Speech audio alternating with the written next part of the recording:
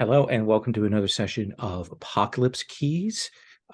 Till We Have Faces is the subtitle of this series. My name is Lowell, pronouns he, him, and we are in the third session of our third mission, which is the missing link, which is one of the missions that is from the Apocalypse Keys material. People are starting to receive their hardcover books here in the States, as I understand it, so I'm very excited about that. But do know that there are spoilers potentially for that mission if you are playing Apocalypse Keys. We are going to be going around and checking in with each of our PCs to do that start of session check-in. Some have start of session moves. We have the check-in on XP questions and all of that stuff.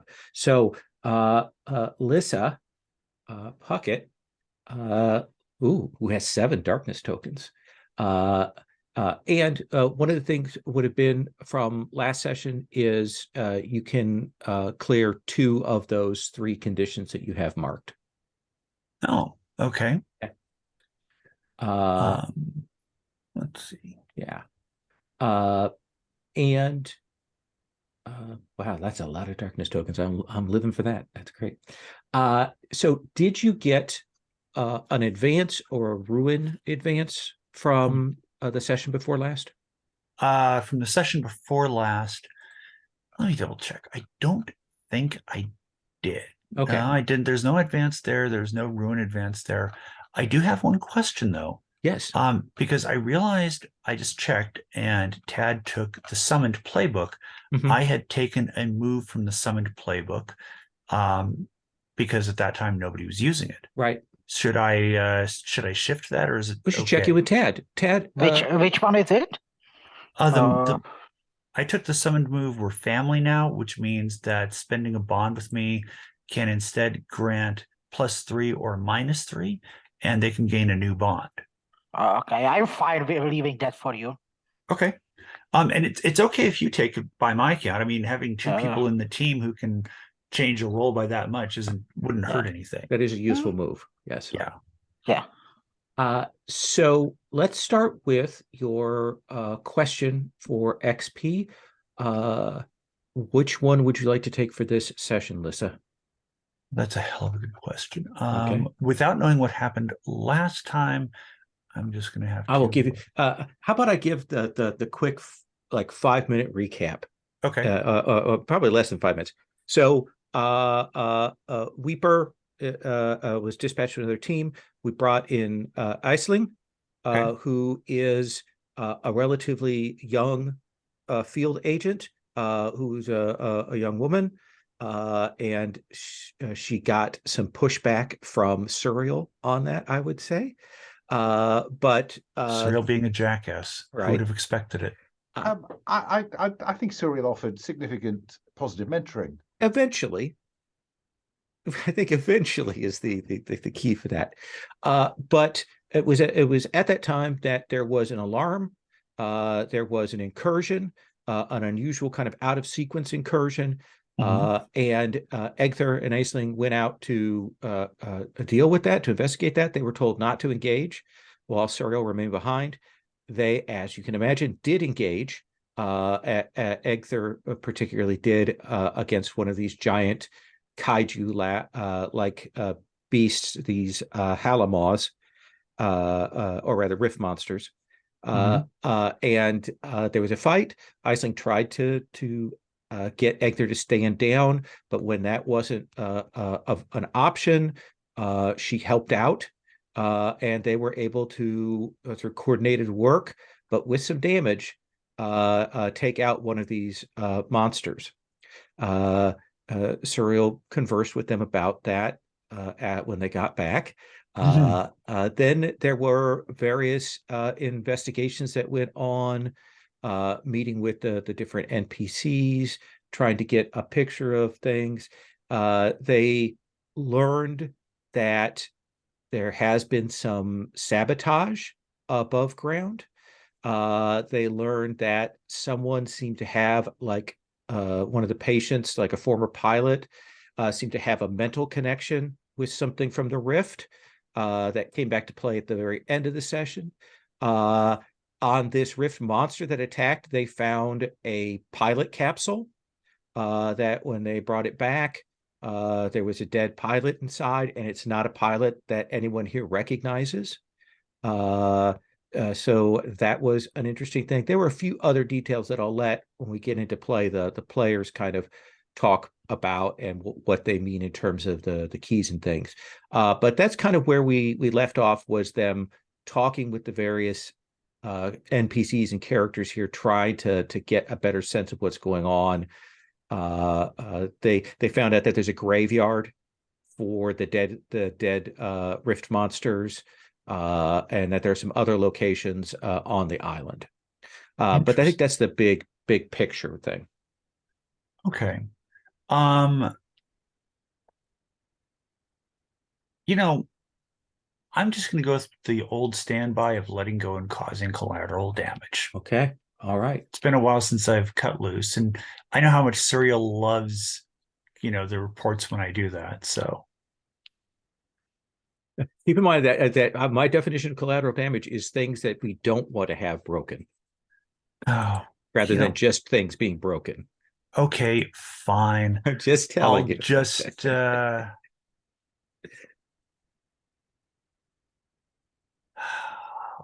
I'll You should go for initiate it. Well, okay. I've been doing so well with not breaking things that Serial doesn't want broken. What the hell? I'll initiate a moment of weakness. He was someone weaker than me. Okay. Yeah, we didn't. Nobody talked to that NPC that you had interacted with last time, so she's that hasn't been followed up on. You have at least one starter session move, right? Yeah, I have to declare who's my heart, and then I can't remember for sure if there's another one. So with Weeper being reassigned and having Weeper as my heart last time, I think I'm probably just going to go back to Egther, if that's okay with you, Andish. Yeah, good luck with that. But yeah. And then where's that one? Dark Patron, isn't it? Let's see, I already selected Egther as my chosen. So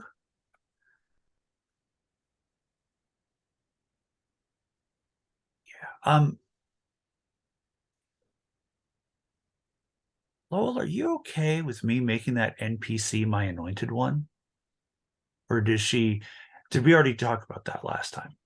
So tell me where the anointed one is on your sheet. What's the row number for that? It starts at row 169. Okay.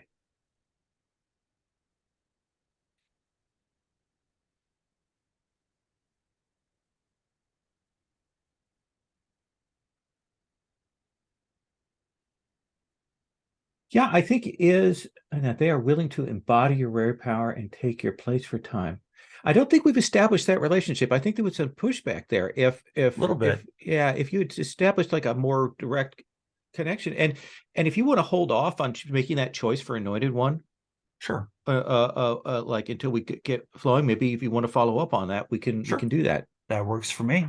I think it's something that needs to be established and played, because that first interaction was very much go screw yourself. Yeah.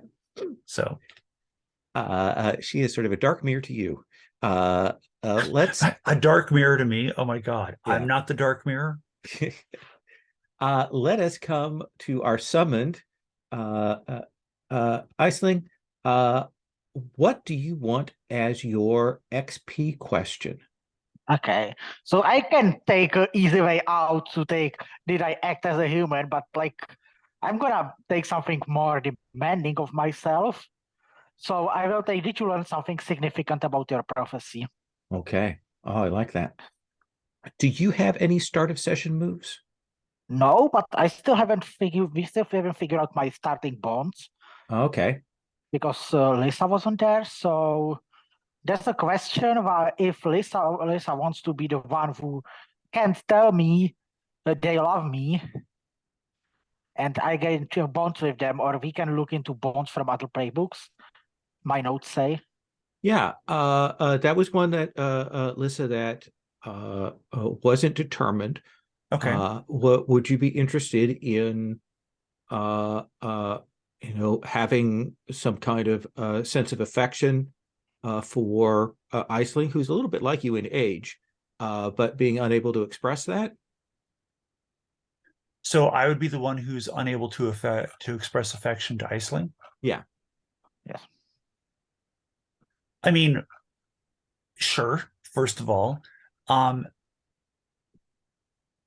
now, Tad, I before I said anything, I double checked the romance matrix just to make sure that you had indicated that you're okay with romance in PCs. Yeah, sure.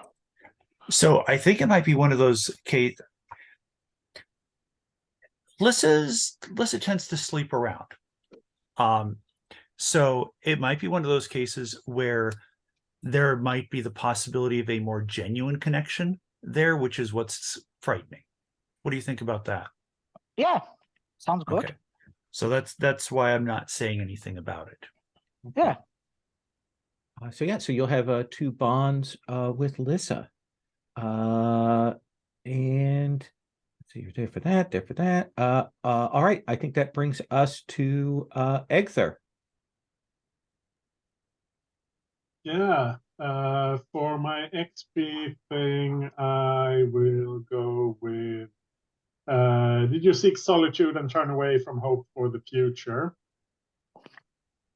I don't have any advances. I don't have any start of session moves, but I have a question about the ruin advances include take a ruin condition, and I'm not sure what that entails. Oh, what that means is, you notice how under conditions, Yeah, you have some additional blanks. Mhm. That would be adding another condition. Now, that condition is always marked unless you do something to clear it. It starts kind of marked, but essentially it is another thing that you can embody. It's another thing that becomes a fairly ongoing aspect of your character's personality. Yeah. Because I noticed there's also permanently mark 1 condition, which feels like generally a bad thing, but I Yes. wasn't sure about the take a ruin condition. But that's kind of temporarily bad, but it can kind of increase your pool of conditions, I guess. It does increase your pool of conditions, but it's going to start marked and it's going to be difficult to get unmarked. So it is a kind of an escape valve from going down that ruin track. But it also gives you, as I said, another condition to embody. So to get darkness. Okay, right.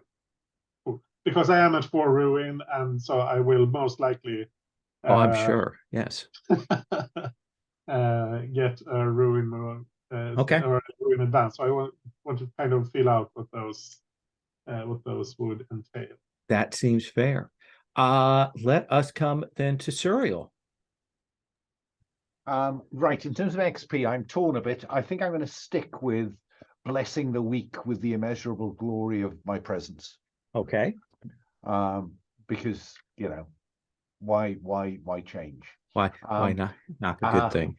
And I think that I can't remember whether I took it during or after last time, but I took a ruin move from the Found, crowned by dream, exalted by nightmare.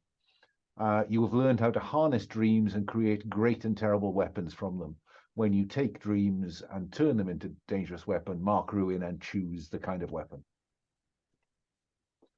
Yeah, I think you took it. Yeah, I remember you talking about that last time. So I think you did take that last time.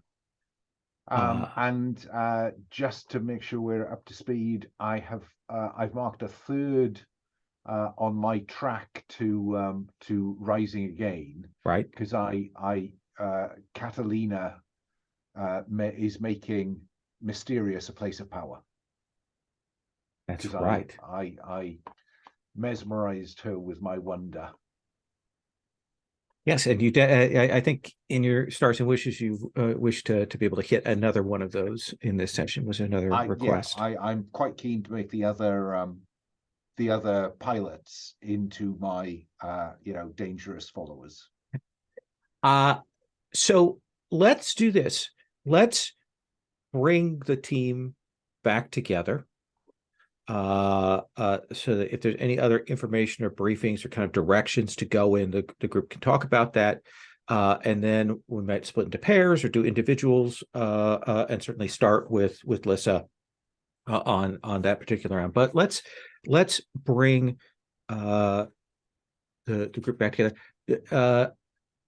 Serial, they give you a meeting room to work in, to talk in, essentially like the pilot's briefing room, and then leave the four of you on your own to discuss things. Your contact from the mysterious Fletcher Payne is still a little kind of out of sorts after having witnessed Egther's actions, reactions last time. So it is the four of you there. Like Aisling, when you finally get all four members of the team, you and the others are together after all these things, like, are you excited by that? Are you nervous about that? Are you a little worried after what happened last time? What do you think that looks like? And I think I'm excited to get, the fourth member of the team to finally meet the fourth member of the team, because I don't know, both of those guys are crazy. Yeah, so you've met Lissa before, you've interacted. Yes, I assume so, based Yeah. on the fact that has some feelings for me. Yeah. It makes sense that we have met. So Lissa, Iceland came out of the division sort of orphanage, one of those people, and then became an agent just a few months ago. So during your time as an active agent, she would have been kind of like gaining her place. Like, how do you feel about her becoming an agent? What do you think, Lissa? I have mixed emotions about it, because I had hoped maybe, just through sheer luck, that Aisling could escape this. I mean, I'm proud of her for going through the training and achieving this, but at the same time, that's a double-edged sword, because now you get to see the kind of crap that we deal with. Now you get to see what being an agent is like, how messy it is, the moral and ethical compromises you have to make. And also there's working with Suriel, which I would not wish on anyone except Suriel. And that is particularly telling because, of course, it was my talk to the people at the orphanage that sold Aisling on training. Egther, what is your mood like right now? I think Egfer is relatively content. He got to be in he got to smash a big nasty thing, and without any trouble coming out of it. It was just a big exhilarating fight. Mm-hmm. And so I think he's he's quite content, but he's also, I think part of the reason for that is that he's feeling more like himself than he has in a long time, and part of that is distancing himself from humans. Okay. He's feeling more like more content with himself, but which also means he's relying less on everyone around. Okay. I'm sure that's not going to come back to bite you. Mm-hmm. Suriel, What I'm are you basically- doing? What are you I'm really saying? worried. I'm worried about the debrief. I'm already worrying about the debrief. You know, the prime directive on this one, guys, was don't engage a Rift class monster. And what did we do? What did you do, Egther? You engaged a Rift scale monster. And I, you know, I just worry about you guys. You know, I can hold the line with Bariska, but you got to give me something to work with. So can we this time? Can we just focus on the job in hand and not be self-indulgent? Because Egther, that is what it was.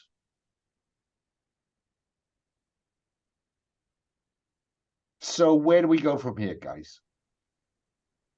We've got weird shit going on. We've got somebody pulling some sabotage. We've got, why is a Rift monster got a pilot? I think the first thing we do, Serial, I want you to make a note in the report for Mariska that it was not me who did all this damage. Your hands are clean, Lissa. Absolutely. I clean. know, but I've been doing better about that, and I just want to make sure that it's clear. Not my fault. Not me. You get full credit from me. I was, you know, in Barcelona, I made a terrible mistake. I blamed you, and it was Egther. This time, it was still Egther. And I'm going to look at Egther, and Egther, if you bother to look at me, you're just going to see this incredible sadness across my face. Yeah. Like probably sadder than you've ever seen me. Ooh. I see that. And I think you see that, yeah, I noticed, and I don't particularly care. It's just, oh, okay, she's sad. Lucas, I don't know what the big deal is here. Like, yes, we took part in some fighting, but you know, it would have happened anyway. Like, it didn't change anything, and I found some useful information, so I think it's all good. Well, yeah, the kid may be right. Who knows?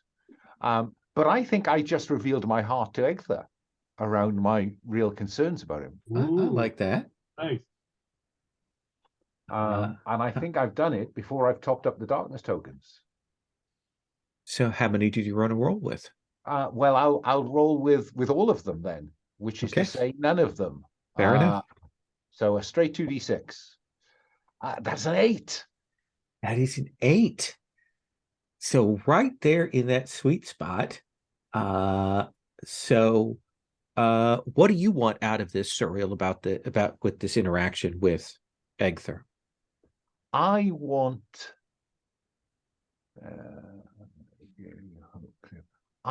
to grow closer and gain one bond with Egther.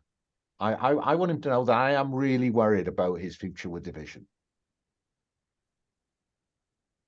He doesn't Egther? seem to care, Yeah, but yeah. he needs to know somebody does. Egther, do you respond, or do you acknowledge this? Do you connect? Does this get through it all, or are you a wall? Ooh, that's a good question. I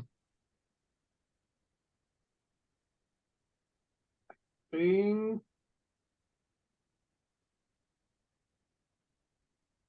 I need to look at things. There are so many things.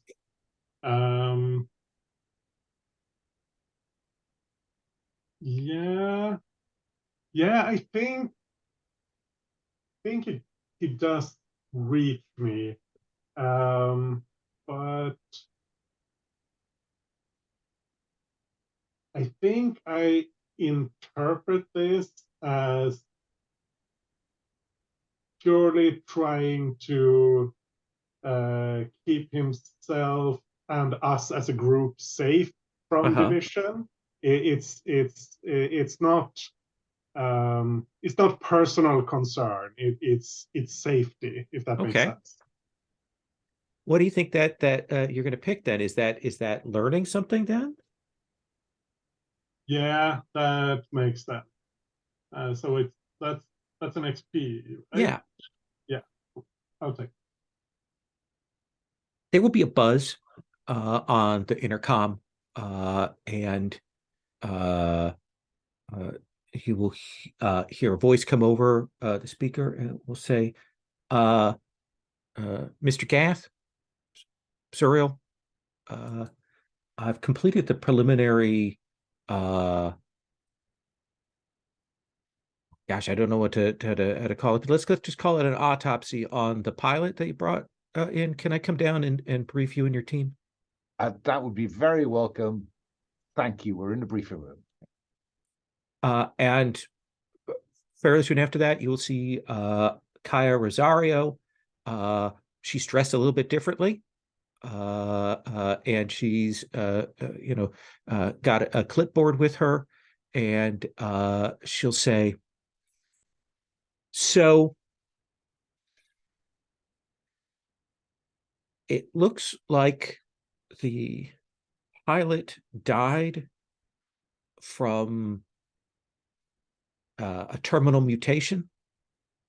As you may know, as the pilots age up, their connection with the Halamaw changes, and they can change out of being connected, and it can also change them physically in different ways. It's very rare, but that mutation can prove terminal, and essentially, it looks like there was some kind of secondary heart in the body, and it seems to have caused the death. As far as I can tell, we would guess that this pilot, I would put their time of death, and again, because of the nature of the rift and the nature of the capsule and so on, I can't give you anything more than maybe 2 weeks ago. That's my estimate based on sort of general guesswork. But again, that may prove not to be the case. I've gone through the records. We don't have any records of this person. We haven't matched their DNA or their fingerprints or anything to any of our pilots. The uniform is similar to the pilot uniforms here, but there are some subtle differences. Okay. Is there any other place where people pilot Helamas? Not as far as I know, not as far as I'm aware. There's no other source of Halamaws beyond the rift. So I can't even imagine. I mean, because we accounted for everything that came through the rift before we got the barriers up. I can't imagine that there are any outside of that. It doesn't make any sense to me. Fine. Alyssa, actor, Surreal. Do you know anything about alternative dimensions? I raise an eyebrow as if to say to Aisling, what are you grasping for here? Well, look, I don't remember that ever coming up in anything I studied in my training or anything, or ever hearing about it, but I watch sci-fi movies. Like, no one ever heard about this person, but they are piloting Halamas somewhere. They are coming through this rift. And they have uniform that is kind of like ours, but not really. I mean, it's kind of, what else would it be? Well, I suppose you could grasp for a key and find out. Sure. Yeah, I can just think about it. Yeah. Yeah, that's, what do I have rolling? Here. So yeah, I will invest my 1 darkness point. Okay. into it. So Did you get it? Like, take a look at your sources of darkness. Did you generate any darkness from any part of the conversation previous to this? I don't think anything came up, but I can Okay. look at it again. Yeah, I don't think anything was there. And yeah, so D6 plus 1. Well, A 12. All No, right. that's 10. No, it's Oh, a 10. 10. It's Okay. the one's already in. Yeah. Okay. So you are thinking about this, trying to kind of put together what you have seen and witnessed here. And I want to check your powers here real quick.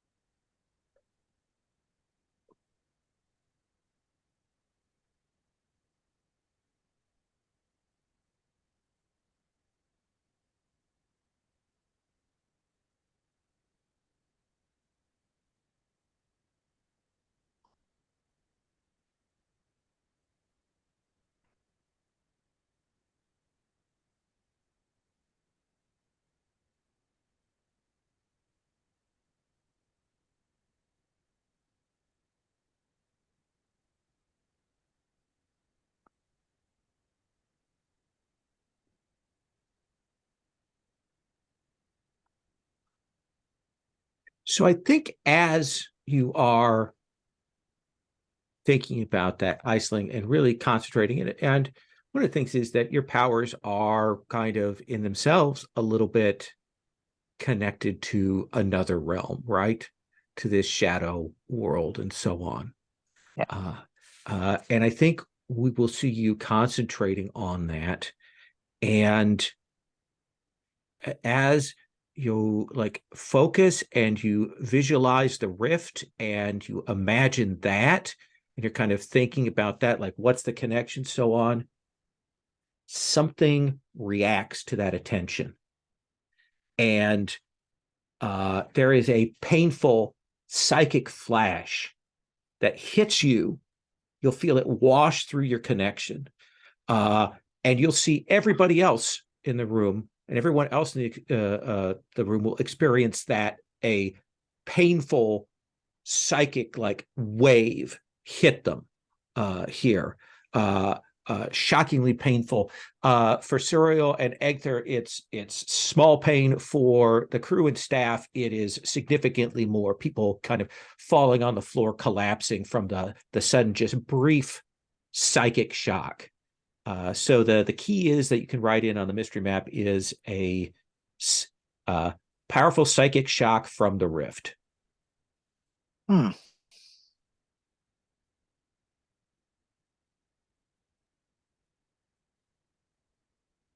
This was not me. At least not directly.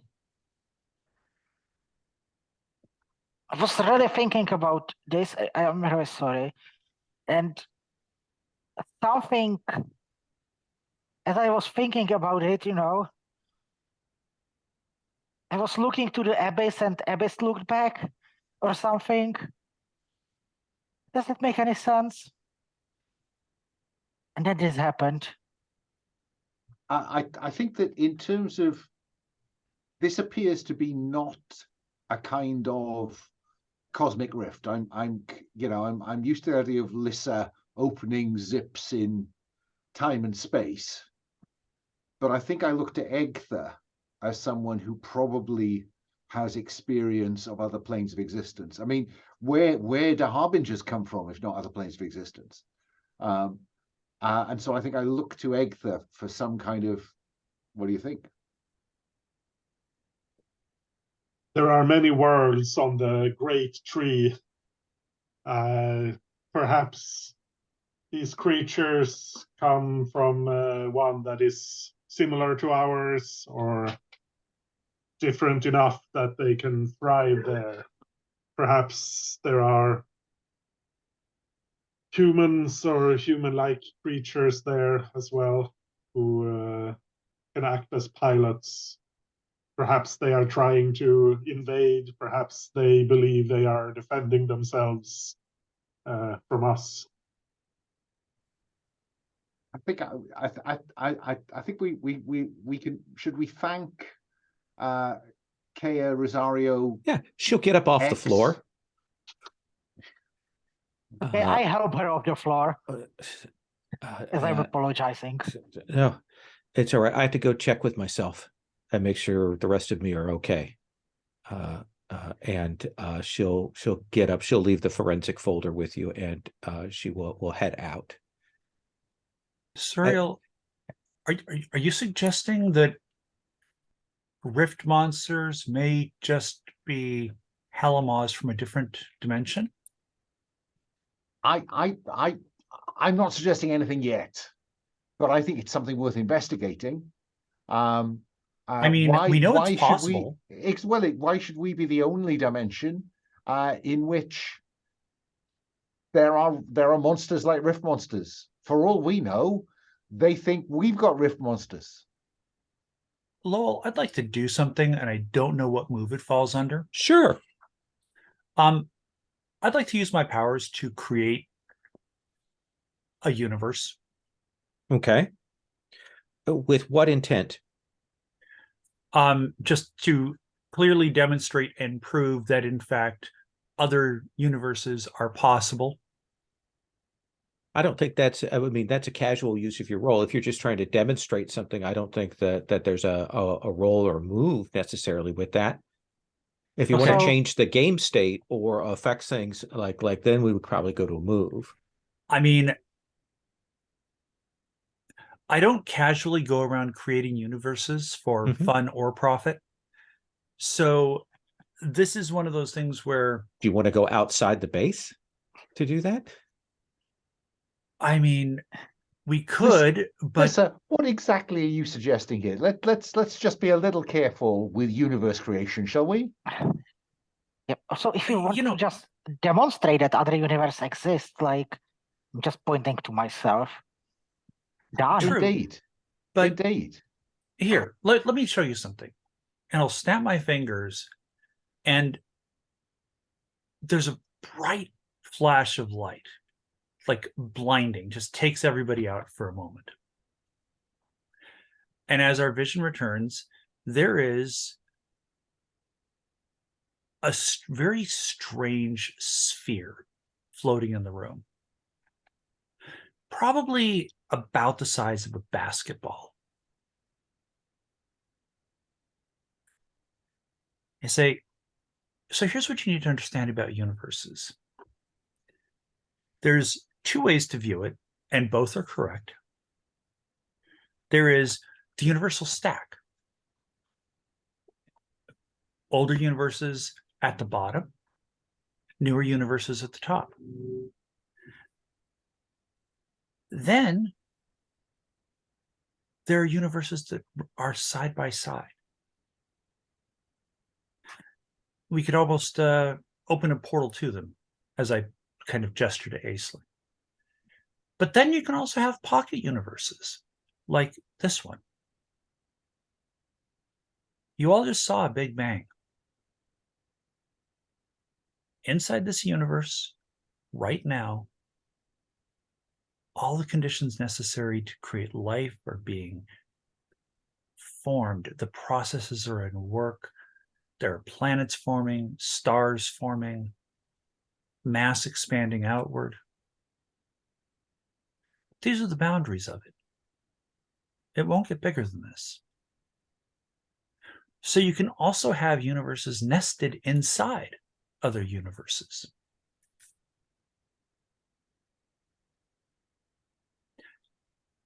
You're not going to find any of this stuff in a physics book. I mean, even theoretical physics doesn't take it to this extent. You know, theoretical physics usually posits one or another. Like there's a universe outside this one. There's some sort of division between the two. Maybe it's traversable, maybe it isn't. But this right here, this universe, Suriel, I know you think that you are a god. This is God shit right here. This is what gods do. This is why I don't fuck with these things very often. This is why I don't do this stuff. So But everything Aisling is suggesting is correct and true. yeah. So Aisley, what you've just seen is Lissa demonstrate across 10 minutes of wasted time that the answer to your question is yes. I didn't see like 2/3 of it. You know, being the beings of shadows and stuff. Yeah, Not good with bright lights. we welcome the physics tutorial. Now I'm going to go for a walk because I am increasingly forlorn. Good. Because, you know, this feels like pushing an immeasurably large boulder up an increasingly steep hill. So I leave them to it. But I will take 4 darkness tokens for going off and being forlorn. That seems fair. Egther, Suriel seems to have concluded the meeting. What are you doing? Going to go talk to people? Are you going to go outside? I mean, nobody said you couldn't. I am going to this. If I understood it correctly, the whole base is powered by the heart of this fallen Halimon. Yeah. I am going to commune with that heart by using my I carry the hope of my people ruin move, which allows me to mark ruin to temporarily gain a power of darkness from any playbook. Okay. So when I reach deep into my ancestral memory and embody the paragon of my people, I will mark 1 ruin, which will trigger a ruin advance. Okay. And I think I made a list of various powers of darkness that seemed appropriate. Creature affinity could maybe work here. Sure. So I think you described it as the heart as being in some sort of like giant big, glass. massive glass chamber. At the top, there are various vents and wires and cables coming off of it. There's bubbles inside of it. It's kind of lit. It's just giant. You can feel, it's beating in there. It's at the center place of this thing. Yeah. So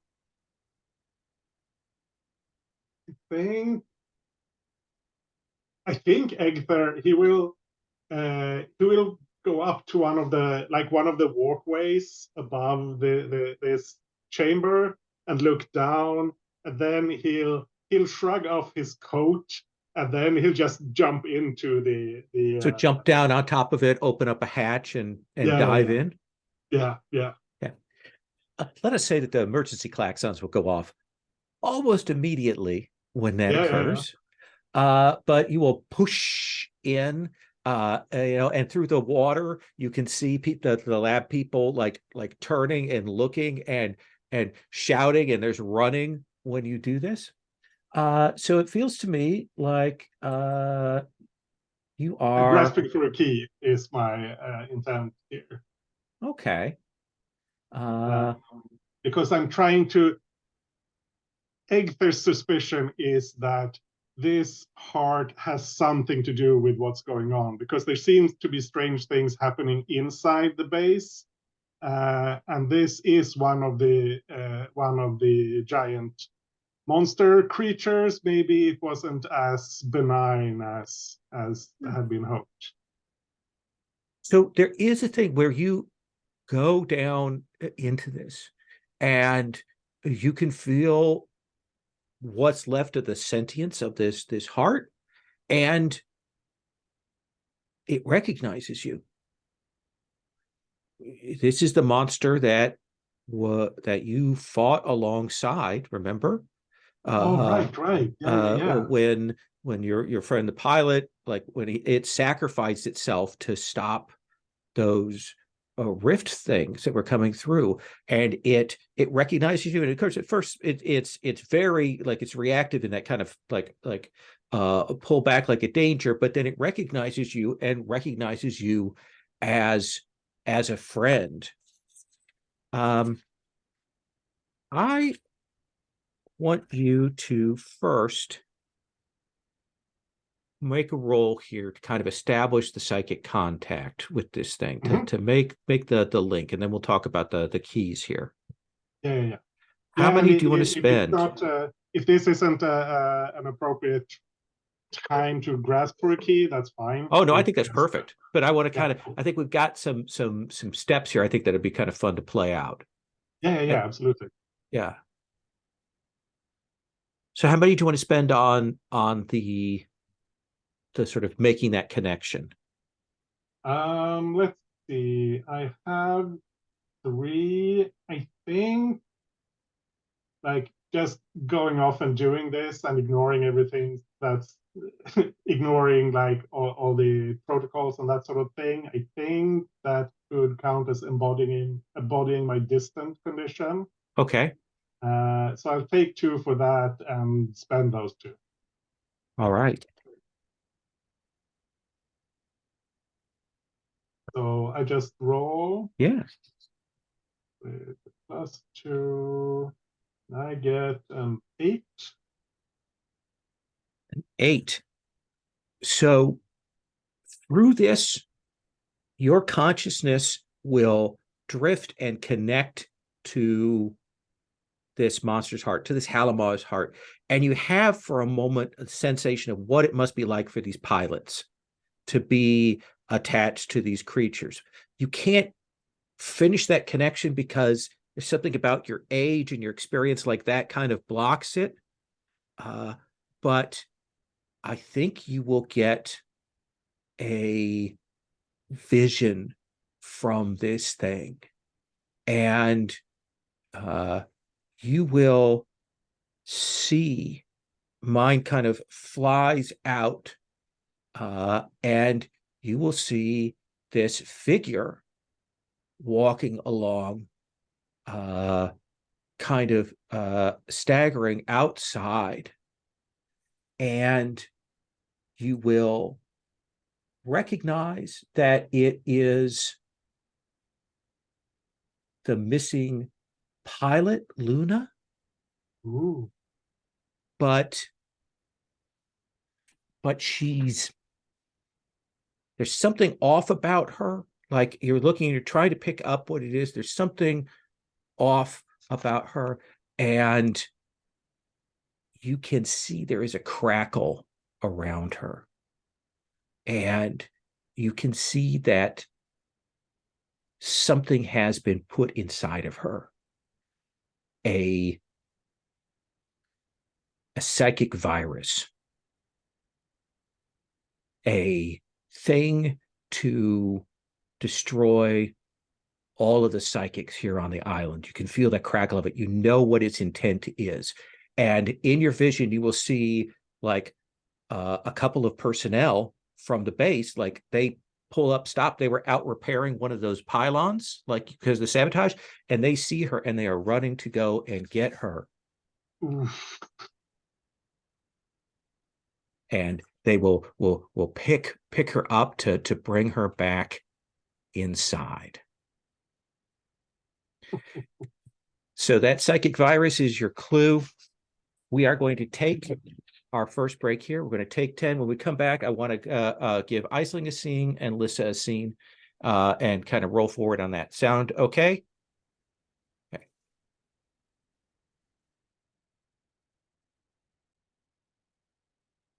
So if we kind of roll back a little bit to the meeting room, Suriel heads out.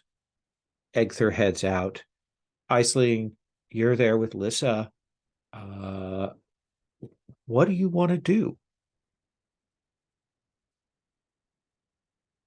You're muted. Hey, Lisa, first of all, I'm glad you're here. I don't know if I could, make it with those two. What's their deal? Like, Stereo just thinks he's better than everyone has to tell it to you in every sentence, and actor just doesn't care. Like, is this what being an agent does to you? Egther does care. I know he cares. I have seen him care. Okay. I've seen him care too much. And in fact, lately, that's what his problem has been. I'm going to have a chat with him and see what I can do about it. But Suriel's just Suriel. I mean, if you were in the outside world, where people have 9-to-5 jobs or 10-to-8 or whatever it is that they're working. Yeah. They go punch the clock. They write reports. They sit in meetings with asshole bosses. Yeah. I mean, this is a meeting with an asshole boss. Okay. It's just he has appointed himself team leader, and division seems to go with that. Which honestly I am fine with, because that means when something goes sideways, he gets yelled at by people who can actually do something about it. When he gets pissy with us, I mean, whatever. That's true. But I try not to aggravate him too much. And at this point, I'm just going to kind of look at the pocket universe and giggle a little bit. Because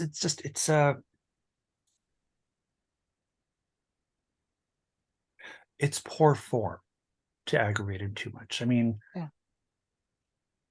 He has an Instagram account, Yeah, I just don't get how he could have been a god, What gods are supposed to, I don't know, be likable, I guess. Wait, where did you ever get that idea? I mean, have you actually read any of the holy works about gods? I mean, the Old Testament, yeah. God was an asshole. Like, all he did was smite people and send plagues and shit. There's nothing likable about that. Honestly, the few years I went to church, I read a New Testament, and that guy was okay-ish. Look, if you pay attention to the red letters, yeah, it doesn't seem too bad. If you're reading the New Testament, yeah. But I mean, pretty much every other religion has, if you're talking about a pantheon, there's always a god who's in charge of fucking things up or destroying shit or killing people. And that's true. I mean, whatever else he thinks, Suriel's kind of good at fucking things up. Oh, yeah. Yeah. So, hey. It's not like he can create a universe or anything like that. It's not like he can create the conditions for life. But, he's been stuck on this one plane of existence. So, cut him some slack. You have more interdimensional experience than Suriel does. Yeah. I vaguely remember, thinking that this whole thing with religion and gods was a mistake at the time. You're not wrong. But it seems to, catch on really, really well with people for some reason. I mean, Suriel, like a lot of people on Instagram, is an attractive asshole. So of course he's going to be catching on with people. Yeah, it's true. I mean, have you read any of the responses to anything he's posted? It's just nonstop thirst. Yeah, Like it's all eggplants and peaches and water. yeah. Meanwhile, So people don't really respond to anything I post. people not responding to things you post is not a bad thing, honestly. Aisling, are you trying to connect with Sure, Lissa? yeah, I think I do. This kind of feels like revealing hearts. Yeah. So Aisling, did you get any darkness tokens before we move on to the roll? Yeah.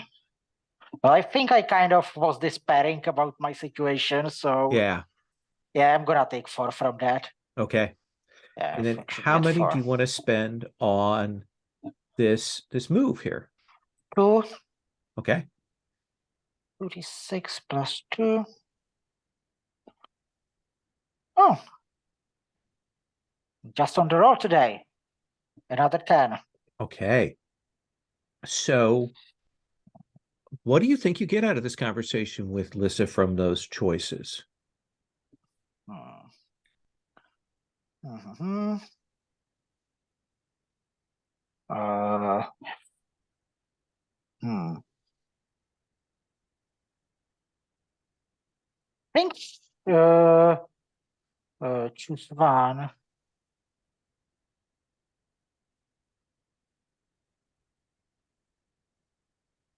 You know what? I think she taught me something important, Okay. so I will mark 1 XP. That makes sense. And Lissa, do you feel like in this conversation, this back and forth, do you feel like you've made a connection here? Well, I mean, I already had a crush on Aisling. Right. So like I've managed to like utter sentences without stuttering and acting like a bumbling fool. So I feel like I can take a bond here. Okay. Like I haven't completely mucked things up, or at least I don't feel like I have. Yeah. So I would like to see. So I see we give you a chance for a move there and kind of did that. Lissa, is there anything you want to do, like move wise, before I hit Surreal and then raise the alarm? I do want to track Egther down. Okay, well, sort of logistically with what we've got here, that's probably not going to be possible. Okay. Until the alarm goes off. I just want to, so we'll have that moment in a bit. I just want to check if there's anything you want to do before that.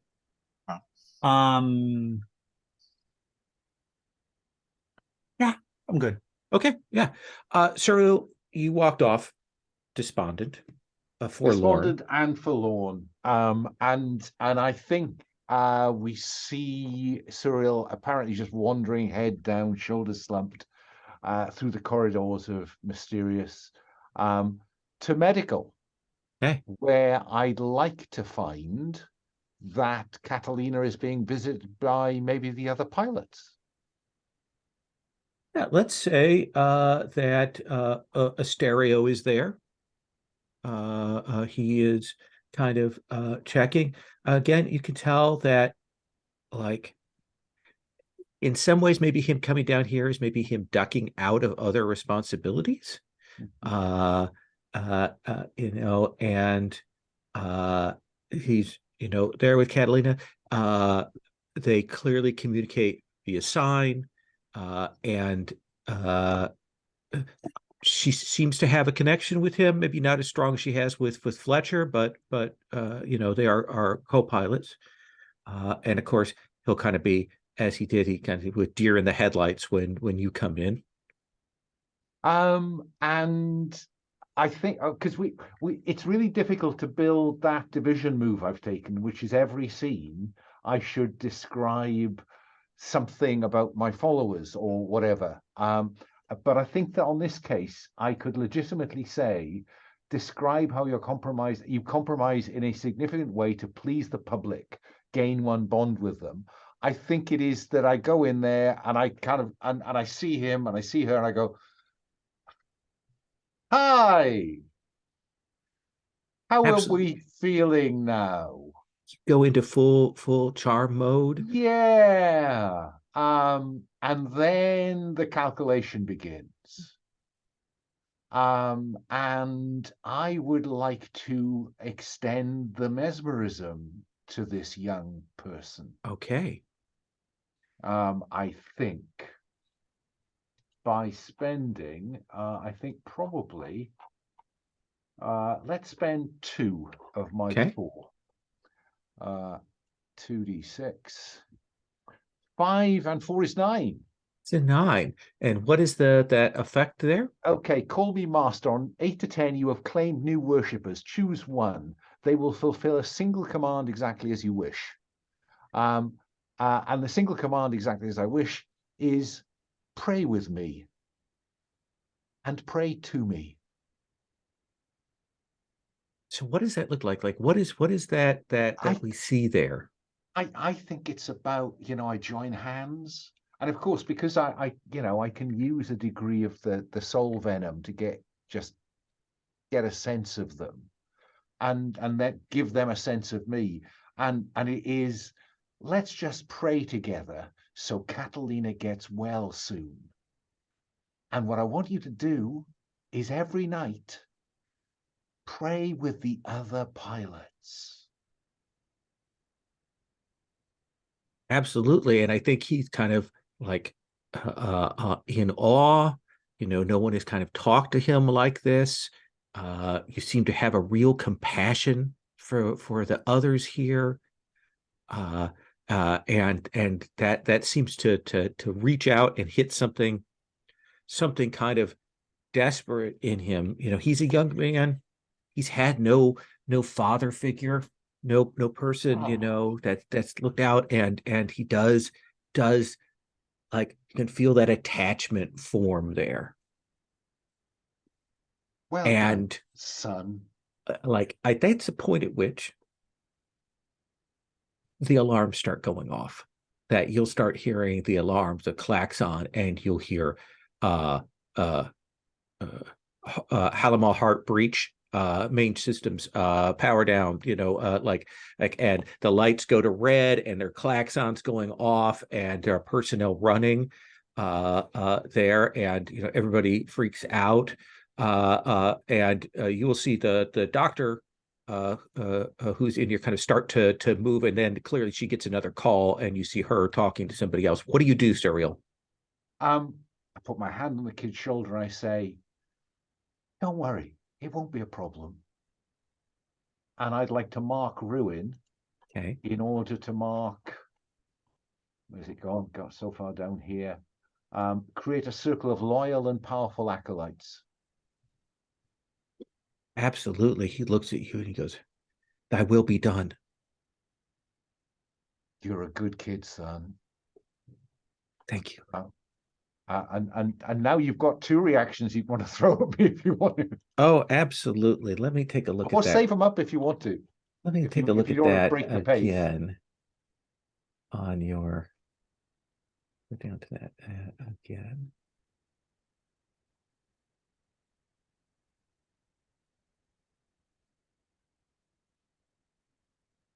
Sorry, rise again.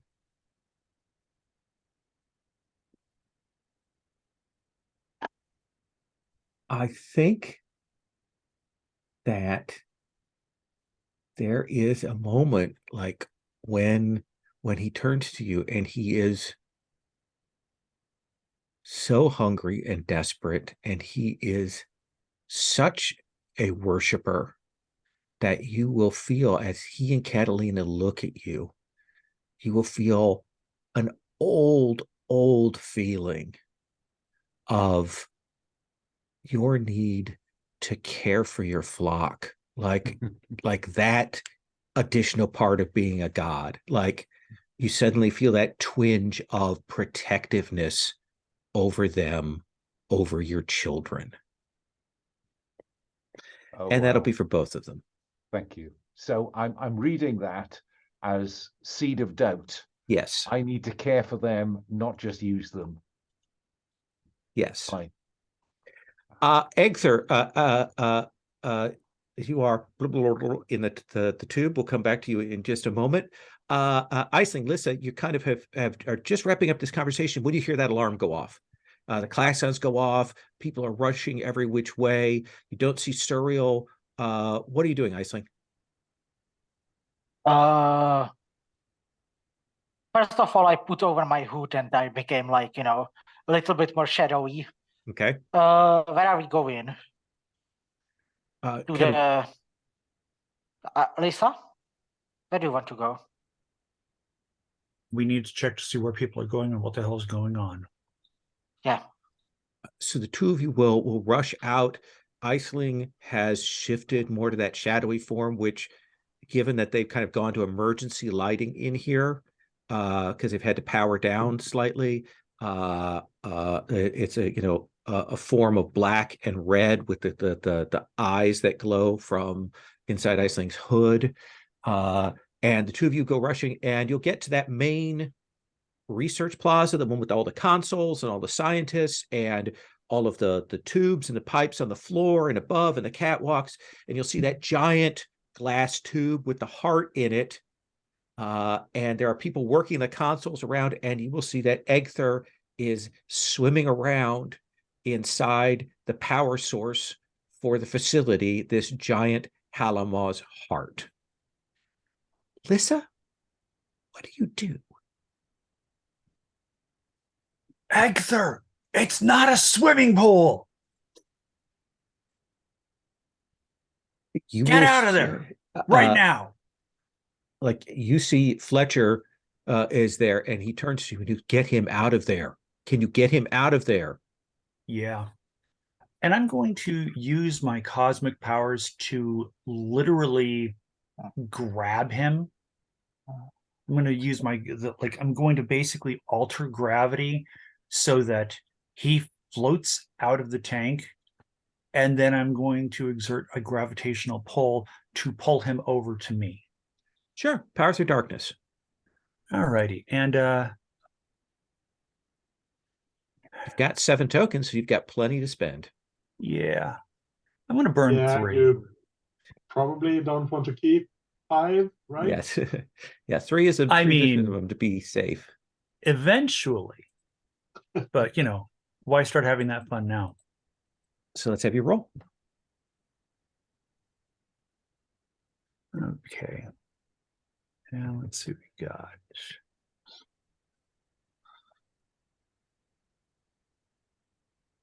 That's a 12. That is 12. Do you wish to mark a condition to do this with precision?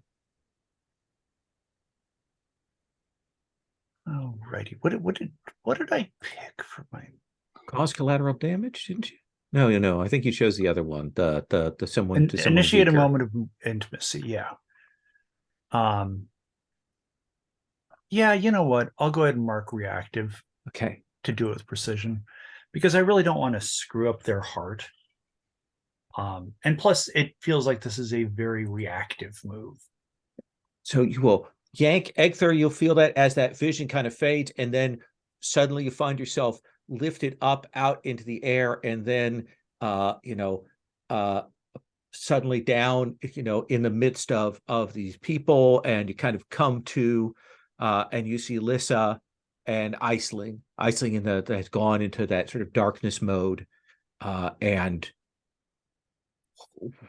what do you say? Stop them. The Luna, the pilot, is out there. She cannot come into the facility. They have found her. She must not come in here. She carries a sickness of the mind. All right. You heard what the man said. Luna doesn't come in. Fletcher says, communication is down. You've disrupted the power system. Everything is offline right now for the next few minutes. Have you forgotten that you have feet and a voice? He'll kind of look at you and he said, do you understand the size of this facility? And we don't have sensors on where he is. If you two have the ability to move faster or get out there to stop this from happening, I need you to do that. We will Well, do it. yes. On it. I think like combining the many forms of mythic animals and time distortion, I think I could grab Aisling and Lissa and bring them with me outside the facility. Yeah, that feels like Power Through Darkness. To this is a Yeah. thing you're kind of doing under pressure. Tell me what the form is you switch into. Like what do they see as you grab them up? Giant eagle feels appropriate. Okay. How many tokens do you want to spend? I'll spend. Let me see. I need to look at the move because it's always interesting. If you fail, do you want to fail low or do you want to fail high? And this is Power Through Darkness, right? Yeah.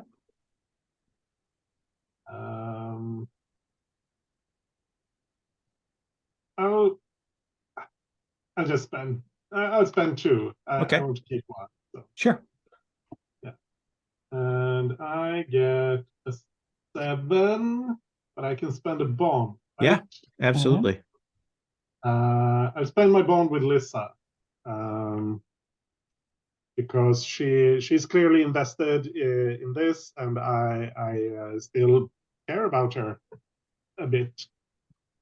So time slows around you, Aisling, Lissa, as Egther shifts and grabs you with this giant eagle form, and then it's a blur of images of traveling before suddenly you'll feel the coolness of the night air, and again you're up in that jungle, and you're swooping over, and Egther, like all the surface lights are out because the power is out at the facility, so it's super dark, but with the moonlight and like the glow from the rift, you will see down below this Jeep with a couple of security people and with Luna in the back driving for one of the entryways. And you can drop down. Aisling, darkness is your element. This is your place. Once you get outside, you feel like that you feel good about. And so what do you do? Well, I can't really imagine really explaining it to people. So, how are they carrying Luna? Are they just do they have like she's in the back seat of this Jeep as they're driving towards the. Oh, okay. Okay, so first of all, I want to shoot the tire. Okay. And then I want to grab her from the car. All right. I think this is you powering through darkness to do this quickly and without issue. Yeah. So I will spend my remaining 2 tokens. Okay. Did I? Oh, I shut on the roller. I mean, because I'm stupid. Here it is.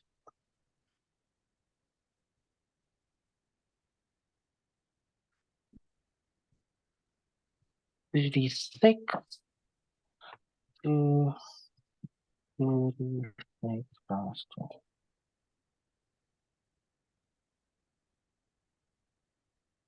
8. An 8. So you will like let loose with that darkness, kind of grab onto that tire, kind of bring the vehicle to a halt, and then with another grasp of it, you can pick up Luna and bring her over to where you and Egther and Lissa have landed. And she looks kind of stunned as you grab her, and she's kind of is staring at the three of you. Here she is.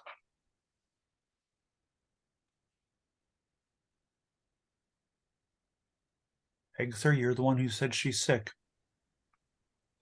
Yeah, I'm trying to figure out a good way for me to think I'll have to use the carry the hope of my people thing again. Mark Okay. some more ruin to use power.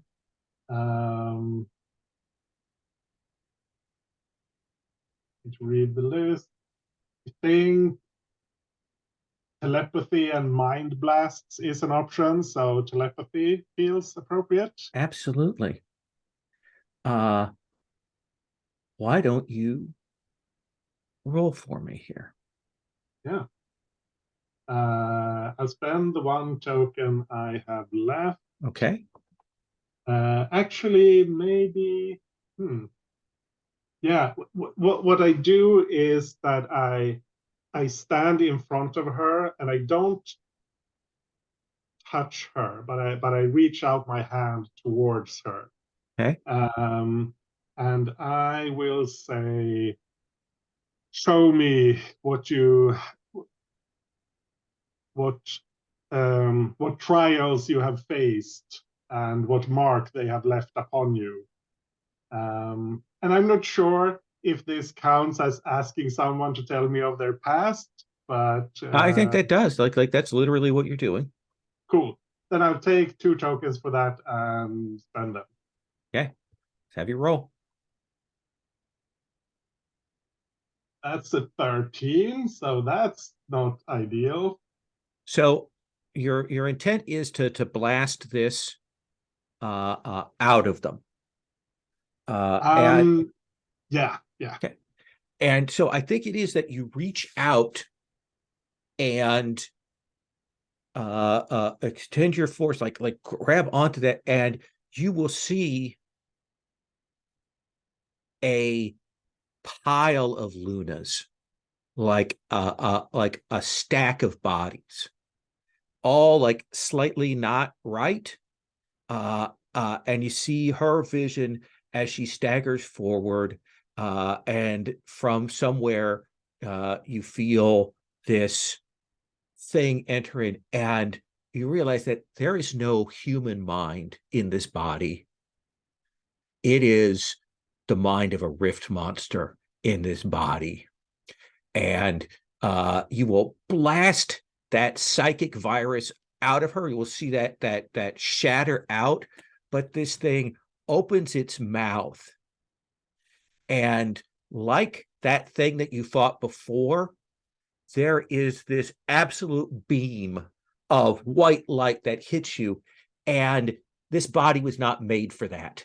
And as she does that, like the face blows out on this thing and is just this blast of white light that will hit you. Mark a ruin and mark a condition as you are thrown backwards. And Lissa, you see this young woman, her face is gone, and there's just this cosmic beam of energy lancing across the ground. It's hitting trees, knocking them down. Egther's gone flying backwards. What do you do? I'll absorb it. Okay. What is your intent? What is it you want to do? Like, are you trying to stop her, or trying to bring this thing to a halt? Are we doing Unleash the Dark, or are we doing something else? What do you think? Well, I wonder, can I roll it back and take that ruin instead of Egther?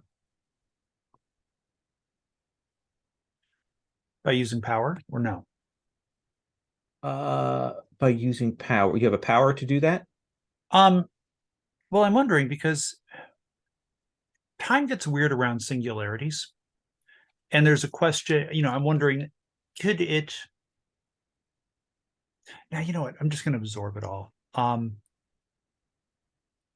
Yeah, I think that the ruin that he's facing is more of a psychic, like he is a little thrown by this. What I do want to do is open up a singularity. Okay. For the time distortion. All right. So that it slows down the beam and I have time to walk over and kind of get a feel for what kind of light it is. Can I throw it into a singularity? Can I absorb the power and do something with it? And I think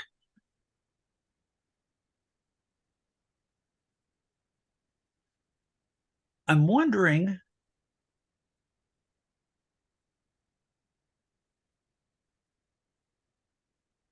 oh yeah, I'd also have that devil's advocate move. I forgot about that one.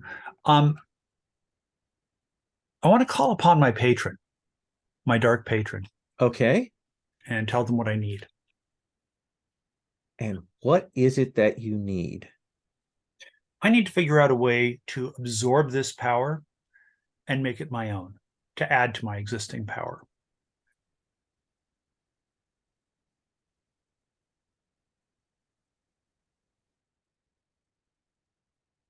Look at Dark Patron.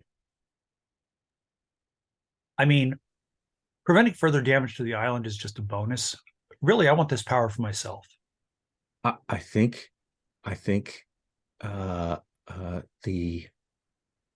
your patron Gazimak will say, it's wild energies.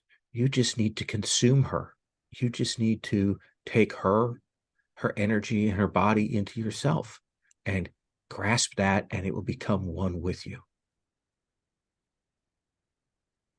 I see. And what do you want for this information? I just want you to tell me how it feels.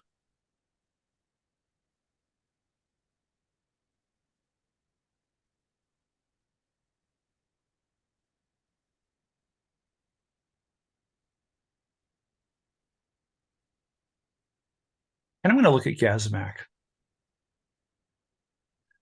And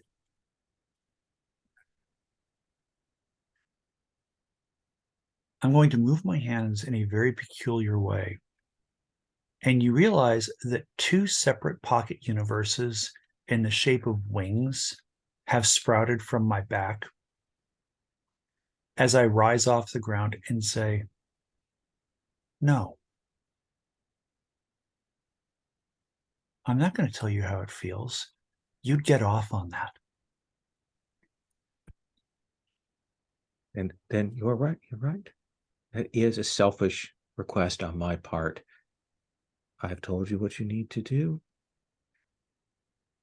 You could just keep that to yourself, that experience. And at that point, I think I'm going to open up a singularity in the center of my being, just a tiny one. Okay. Not even the size, like it's basically about the size of an atom, but even that's enough. And my eyes go black. And one moment, Luna is there with this beam of light coming from her. In the next moment, there's nothing. Whoosh. Go on. So I think we'll kind of cut. The light has been extinguished, much to your pleasure, Aisling. As that goes dim again, Egther is sprawled out. Lissa seems to have consumed this figure. We'll come back to you, Aisling, to get your reaction, but I need to check in with Surreal. What are you doing? I'm still kind of in the alarms and things like that. You've talked to the medical people. Just be calm. Just be calm. But I do wonder whether I'm picking up anything. I'm thinking maybe using soul venom.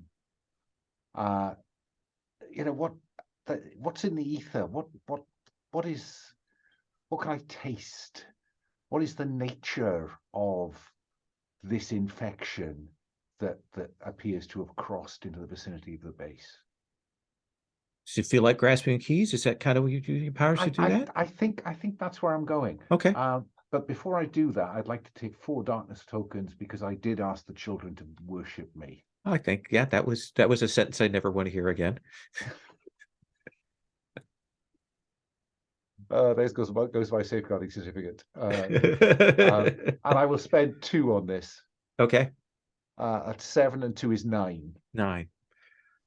I think that we'll see you stand up. You'll hear just before like communications and comms and power goes out, you'll hear that doctor say they found Luna, and you'll feel your mind go out. I think there is a whole host of psychic energies going. I think you'll feel Egther. You'll feel that connection to the heart. You'll feel that go out. You'll see that vision. Time will kind of dilate for you. And you'll see that tableau of Lissa and Aisling and Egther dealing with this Luna thing. But the other thing you see is in the distance, there is a rift monster, and you see it moving along, and you see it looking in every direction. It's not striking things down. It's trying to keep its balance. It's trying to move, and you will get a glimmer, and you will realize that rift monster, the mind that's in it, is Luna. Oh. So he is Luna's mind in a monster? Yes.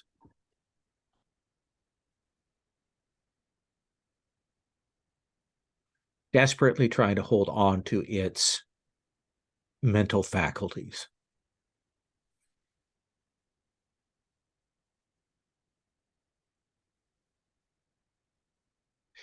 Can I drag you up to where the others are at? Is that okay? Kind of to hard frame here. Yeah. So we'll have you on your way. Let's get Isling's reaction to this whole tableau here before we bring Suriel on deck here. Egther's off in the distance, pulling himself out of several trees that he crashed through and shattered. His wolf is over there, checking on him. Lissa is standing there. There's a weird glow around her, maybe a sense of a hunger sated. What do you do, Aisling?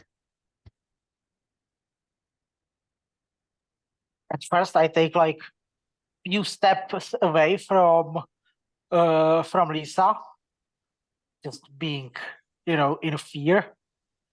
Then, I mostly lose my shadowy form. Then I start throwing up. Okay. Yeah, it's just it's horrible here. Yeah. Do you think you take any darkness tokens for that? Yeah, I'm feeling very alone, abandoned here. So I will take 4 here. I think it's perfect if, as you're trying to pull yourself together, as Suriel, that's where you come out and see Aisling like kind of losing it.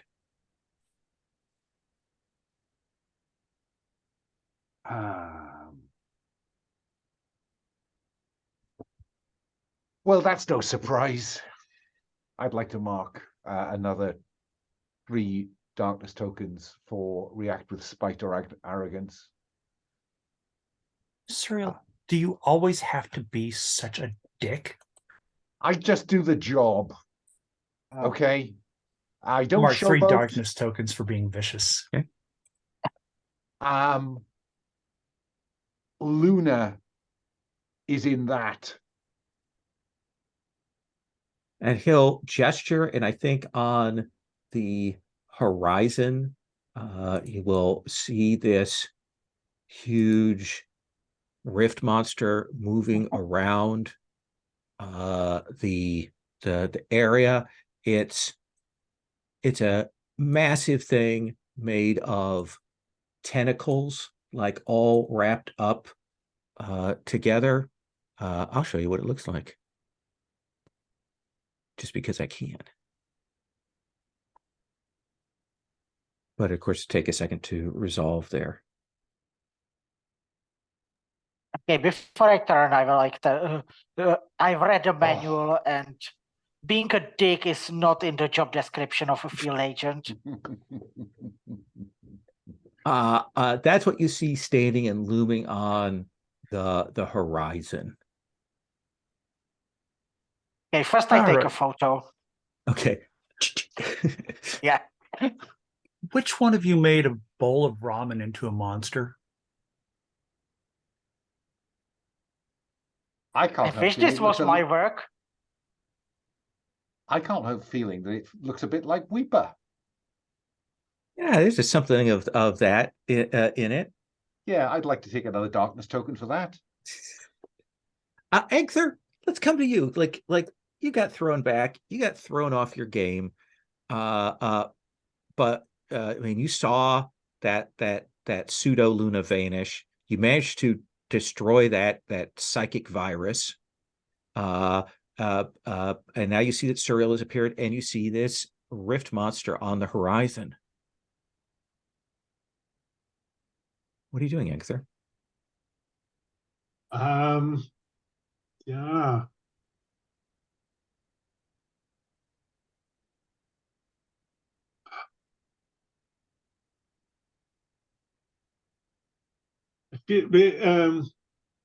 Seems like we and no, I'm just thinking aloud. It seems like Sure, we sure. should try to get Luna's mind out of the monster, but we currently don't have anything suitable to put her mind into. I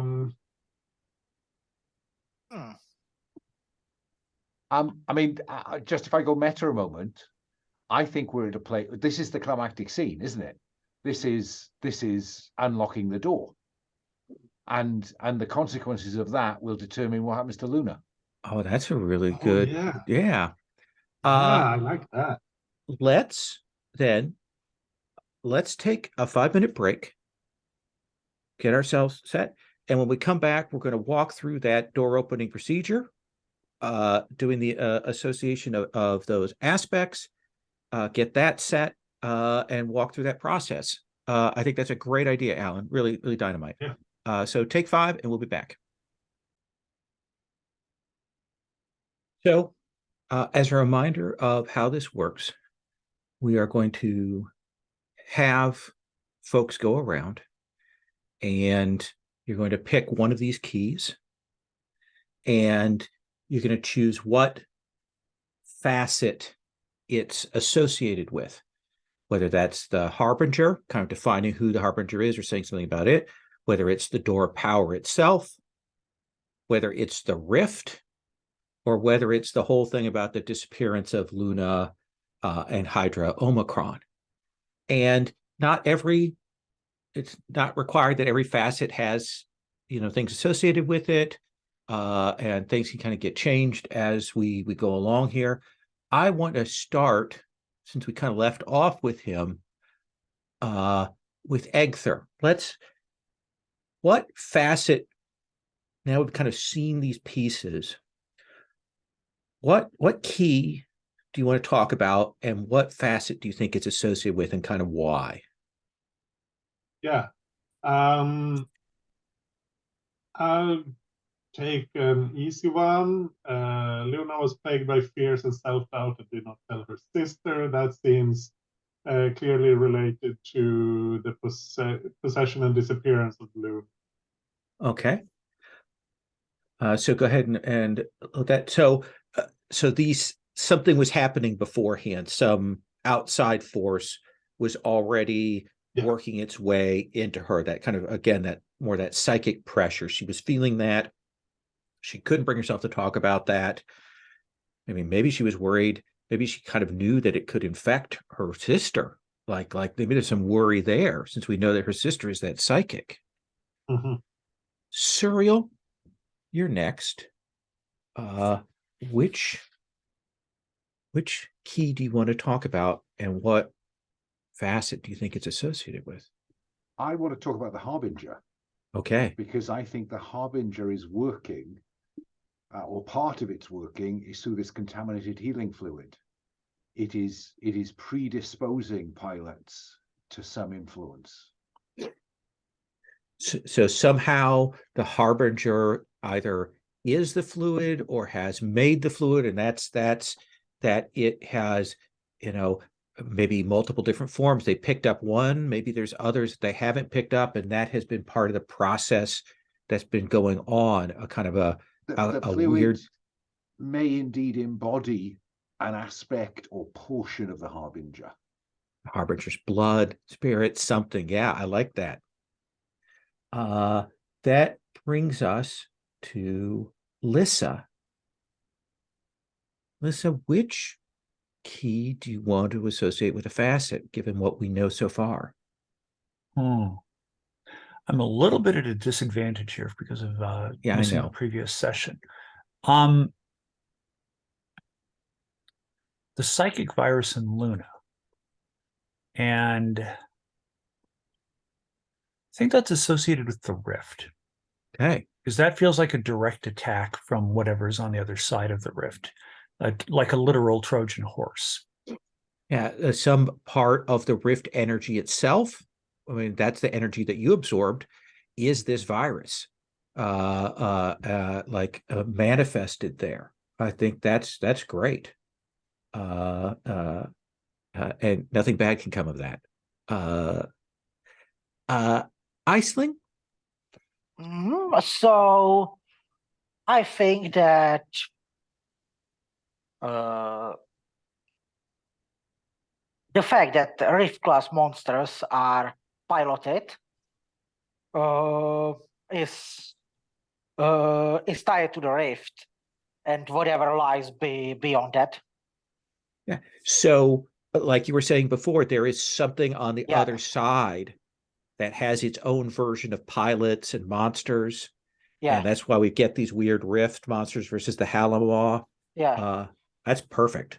I think that makes sense. And so that somehow that's a pilot and a beast that came through from the other side, that you picked up the pieces of. That brings us back around to Egther.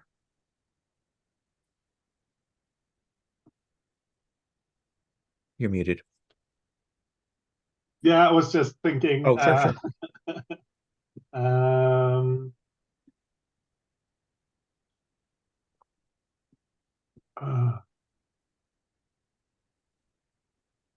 Well, the glowing sword, I feel like that's related to the harbinger.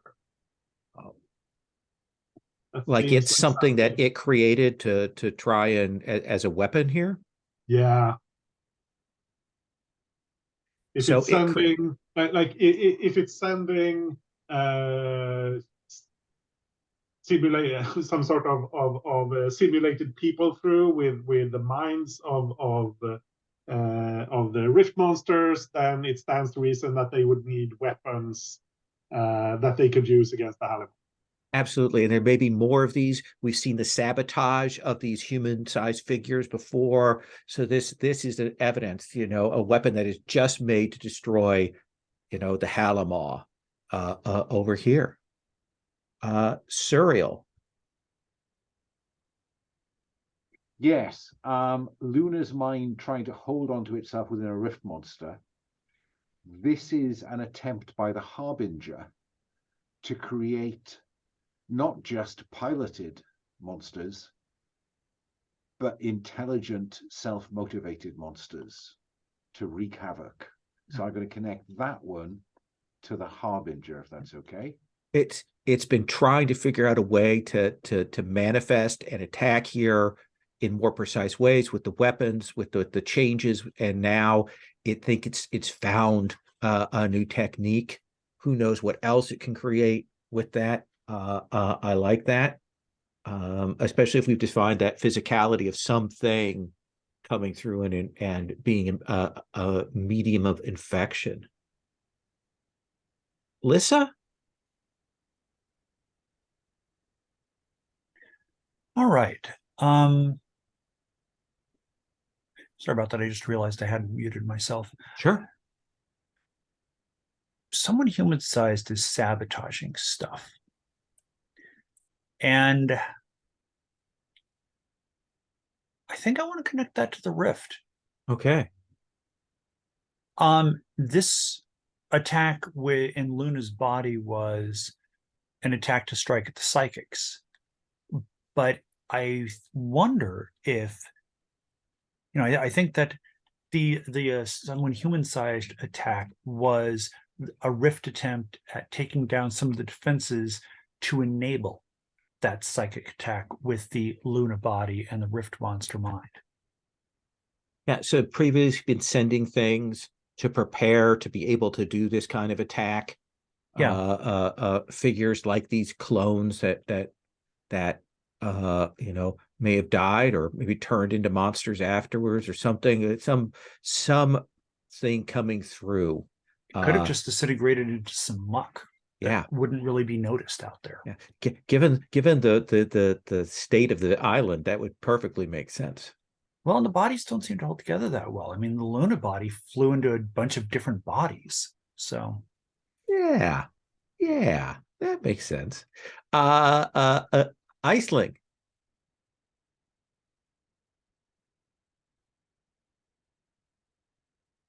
I'm muted, so I'm gonna connect.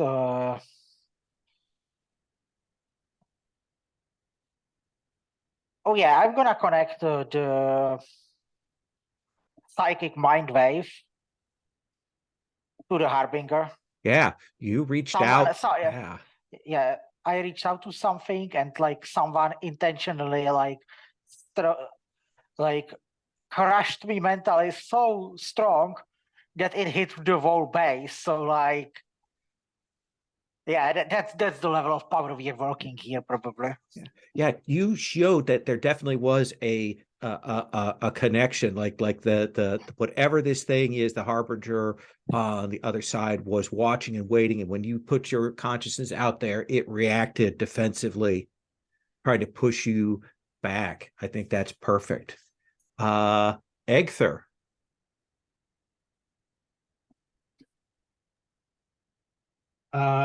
Well, the psychic connection between the rift and medical, that seems to be connected to the rift. I think that's to the rift or to the Harbinger. Yeah, maybe the Harbinger is using that to cause this disruption from within.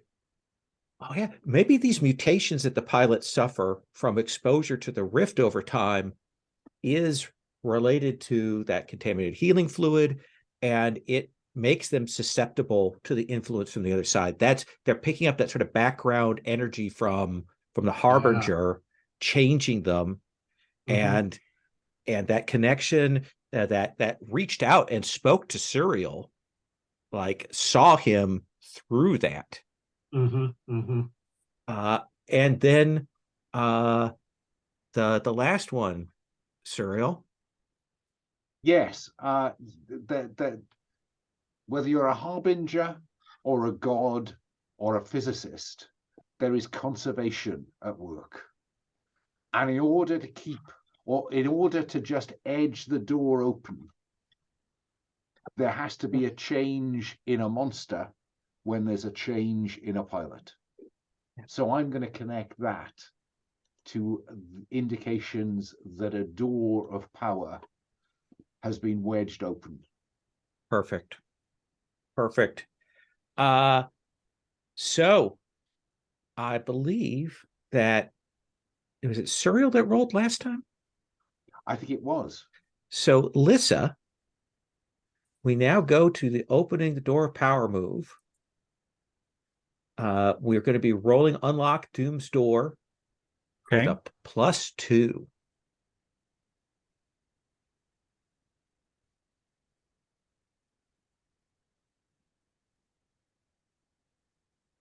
That's 12. That is a 12. I think that you're you're talking about this. There's that back and forth of the four of you conversing about that, talking, and you're like, well, that must mean, and you will hear this tearing, and you will see from under the ground, from where the base is, you will see this other Halamaw that you've seen before tear itself up out of the ground. It's that one that Catalina pilots that is kind of covered in electricity and lightning, but now it is just made of solidified spikes, and there's crackling of energy off of it like pylons as it comes forward, and it knocks down that rift monster that is Luna, sends it flying, and it moves to make its way towards the rift itself. Like, clearly it needs to go to the rift to tear open that barrier between this reality and that one. And just because I have a picture, I'll show you what that looks like.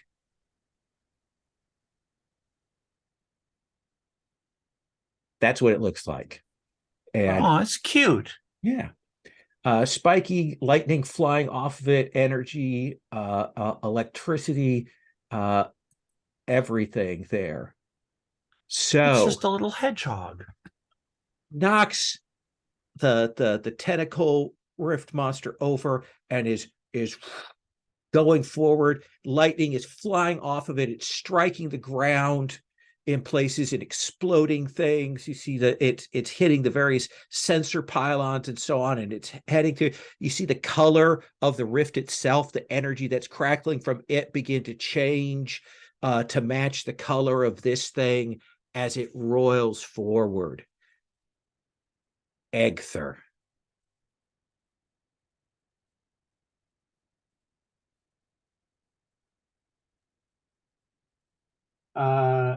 Well, on the move it says the keeper will tell you what sacrifice or risk you will need to endure to interrupt their ascension, because we're all the. I think you will see that it is dragging along Luna, and if you are not quick, it is also going to destroy Luna in that rift monster. Like, it is going to sacrifice that unless, and so you have to choose what you want to save. Well, then maybe it's a bad thing that you went to me first. Well, we've got this is all in the first round, so Yeah. Because one of my conditions is merciless, and I'm also distant. So I will completely ignore Luna's plight okay. at this point. It's just I am going to put myself in the way of this creature and not allow it to pass. Okay. So we see you. What form do you take when you run, leap, fly over there to get in its way to bar it? I think this is just Egther growing bigger or appearing to grow bigger. He is taking his natural size. Okay. And is your intent is like, are you more focused on like dealing damage to this thing or stopping it from its forward progress? Stopping it. Okay. Then that feels like power through darkness. Sure. With your force of strength and arms to halt its progress forward. Yeah, that sounds fair. I'm going to take 2 tokens for the embodying condition. Yeah. I'm going to spend 1 of them. I'm rolling with a +1. That's a 6.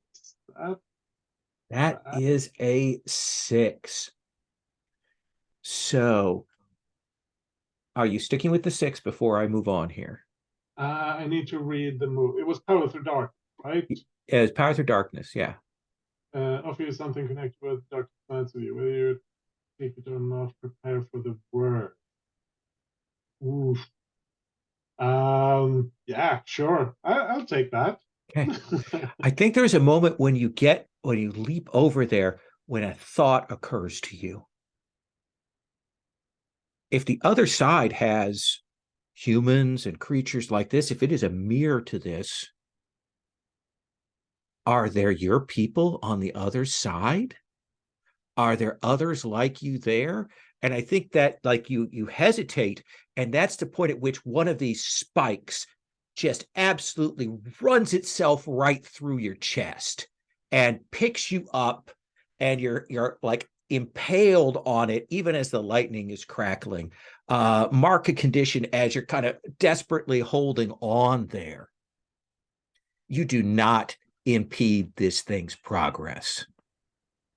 Yeah, that means I've marked all my conditions. Okay, when we sweep around to you, we are going to look at that, because that is the trigger for the breaking point, which we will come back to. Can I just say, I've just had a flash of that double-page comic spread, which has the spiky monster in silhouette with a tiny humanoid figure impaled on one of those spikes. Absolutely crackling there. Surreal. You see this, it's making progress towards the rift. It has a hold of Luna in this monster form. If something is not done soon, it's just going to throw Luna into the rift. But you also see that Egther is impaled on this. What are you going to do? And none of the above. Okay. This is Catalina's Halimor.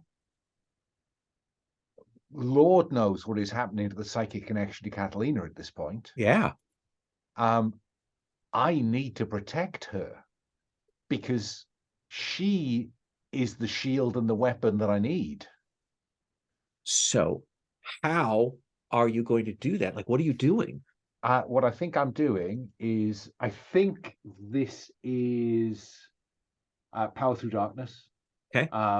I think it is about sensing the connection between the soul of the monster and the soul of the girl, and standing between them and breaking the bond. Okay. Yeah, power through darkness to free her from that connection. I think you will see her like writhing and screaming down there in Med Bay, kind of wordlessly, and people are like, alarms are going off. They're trying to do this. Somebody's saying her Halimar isn't working independently. What's going on? We don't have sensors. We can't see what's going on up there. So how many tokens do you want to spend? I will spend 3, and embarrassingly, I find myself left with 5. How did that happen? How did that happen? Go ahead and roll. Rolled a 5 plus 3 is 8. So you will grab a hold of her and you will cradle her essence. And she looks up at you thankfully as you pull her free of that. And you feel her attachment as she holds on to your mind before you gently put her back into her body there, and her shivering and screaming stops, and she knows who did this. And peculiarly, what Surreal says in the real world is, "You'll be fine, Lane." Very nice. Lissa, this thing is still pouring forward. Egther is impaled on it. Luna is still in danger. It's headed for the rift. What do you want to do? Time dilation.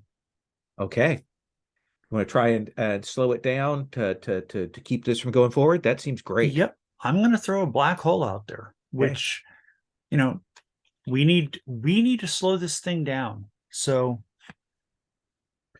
I think we had Egther do power through darkness for that. Are you cool with that? Yep. Okay. And I will spend 3 tokens. Okay. Roll.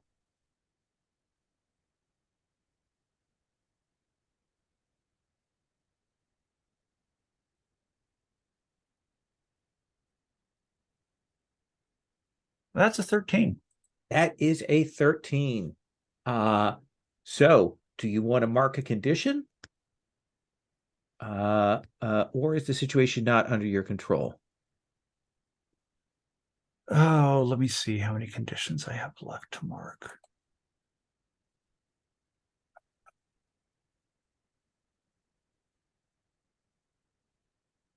I will mark a condition. What are you I'll mark marking? obsessed. Okay. And we see you focus in on this like energy, and we will see that the air distort around the rift. We've got the energy from the sort of the dimensional fluctuations of the rift. We've got this black hole. We see time slow down. That sort of red-blue shift we have as a special effect there to kind of demonstrate that this is slowing down. And this thing is like moving forward at a reduced rate. It is held for the moment. Aisling, what do you do? I think it's time for, to someone do anything about this slumbering mechanical hedgehog wormy thing. Yeah, so I know there are things and stuff inside those halama that you can get into. Mm-hmm. So yeah, I just want to start running towards it, jumping from shadows to shadows until I through the smallest breach in my shadow form, just slide into it, and I will just try to just wreak havoc from the inside. Perfect. That is Unleash the Dark. You are Yeah. directly imposing. How many do you want to spend? Because sometimes I get angry, I got 3, and I will get a 4, so I will spend my 3 that I just got to it, so I'm still having 4. Perfect. I would rather overall than underroll in this occasion. Well, and I did overall. Okay. So what is it you want? You get to pick one, and then I describe an unintended consequence.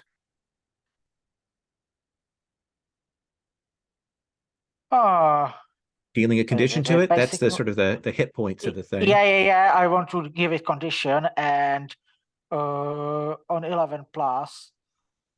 Yeah. So yeah, I want to give it condition. I think that the inside of this thing is blazing hot and lit, and I imagine as you go into it, it does hurt, and you will tear into the workings of this thing, but you will also mark a condition from the damage you get from that, and it roars, lifts up one of these paws, and it flings Luna's body into the rift. And you will see that tentacle monster hit the rift and just explode. Just absolutely explode, and the rift gets bigger instantly. Egther, Luna is dead. The rift is bigger. You are impaled on this thing. You don't know what Surreal's doing. Lissa has stopped its forward progress. Aisling is inside of it, tearing it. What do you do? Yeah, I think because of Egther's different relationship with time, he is experiencing this as a very dragged out time period. He's impaled on this spike. There's electricity coursing through him, and yeah, I'm just going to read what it says on my breaking point. Yeah, because that's what I hit now. So you've barely been able to keep the grief and anger at bay. It rises in you now. You feel time wither away as you relive the trauma and heartbreak. Your guilt turns you into a weapon. Describe how you will make everyone and everything around you pay for what happened to your people and how you go too far. And then the keeper will get to do something as well. Okay. Yeah, I think Egther. Really quickly. Yeah, Mhm. yeah. Because you're my heart, my starting move is my hands around your heart. And when my heart hits their breaking point, I have the last option to intervene. Ooh, ooh. But so Edgar, this is one of those things where I want to check with Yeah. you, because if you want to do Yes. your breaking point, you can. I want to give you autonomy on that choice. Yes. Yeah, I kind of do. I've been looking forward to someone hitting their breaking point. But I would absolutely love to have some sort of connection with Lissa after that. Is that okay with you, Bucket? Works for me. Cool. So what is it you do that is too much here, Egther? Yeah. Egther, I pull out my hammer and it draws the electricity, this power coursing through this creature into it. And I smash the creature with a hammer, and the electricity is released, and it doesn't just hit the creature, it hits everything around here, including the systems connected to the base, and as well the other agents here. I don't care about them at the moment. Yeah. I'm just in pain. Suriel, I think you're the one who's probably most sort of exposed right this second. Lissa's in the midst of the sort of the gravity well.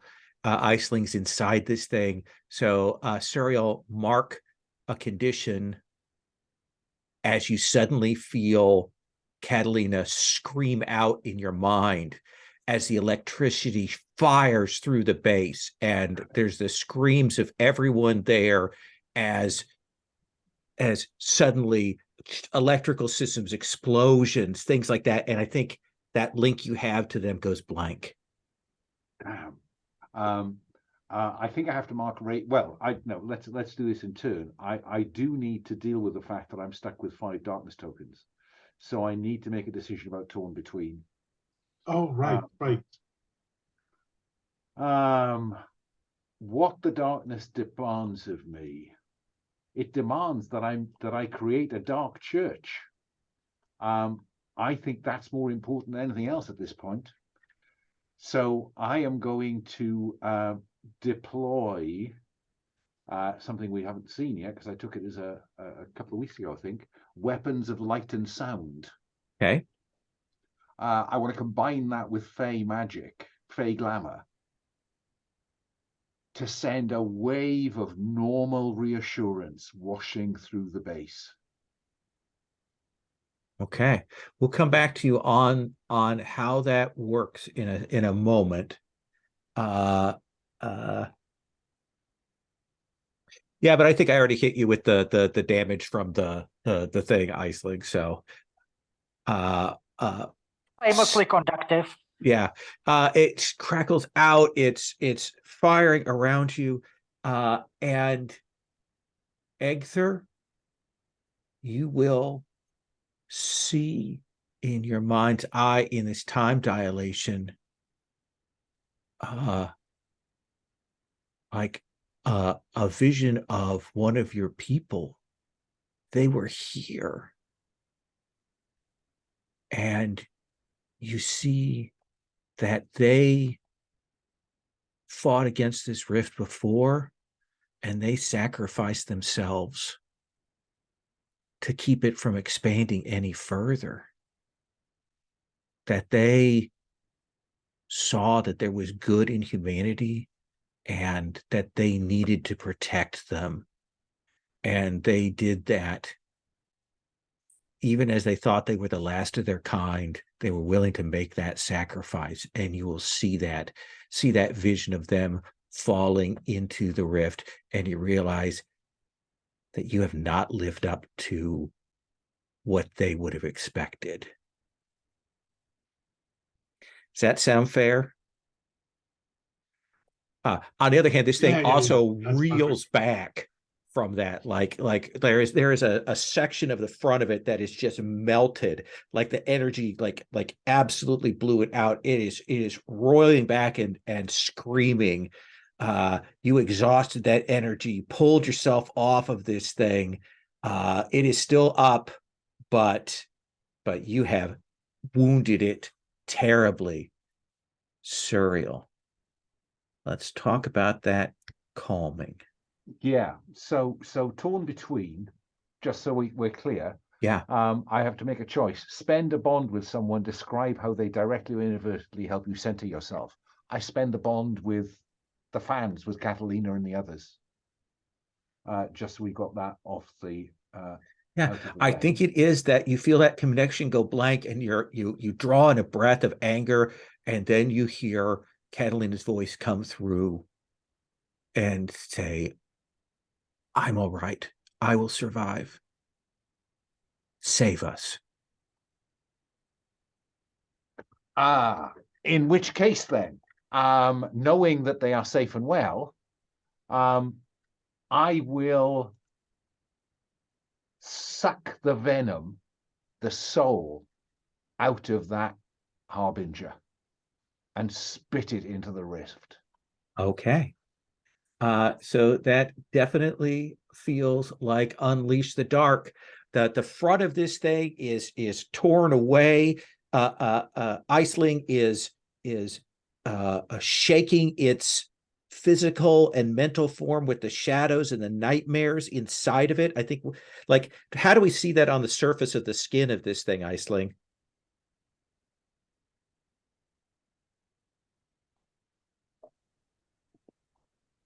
Oh yeah, you see first of the mental stuff, you see it like, wobbling and just kind of throwing itself in pain or nightmare or horror. And as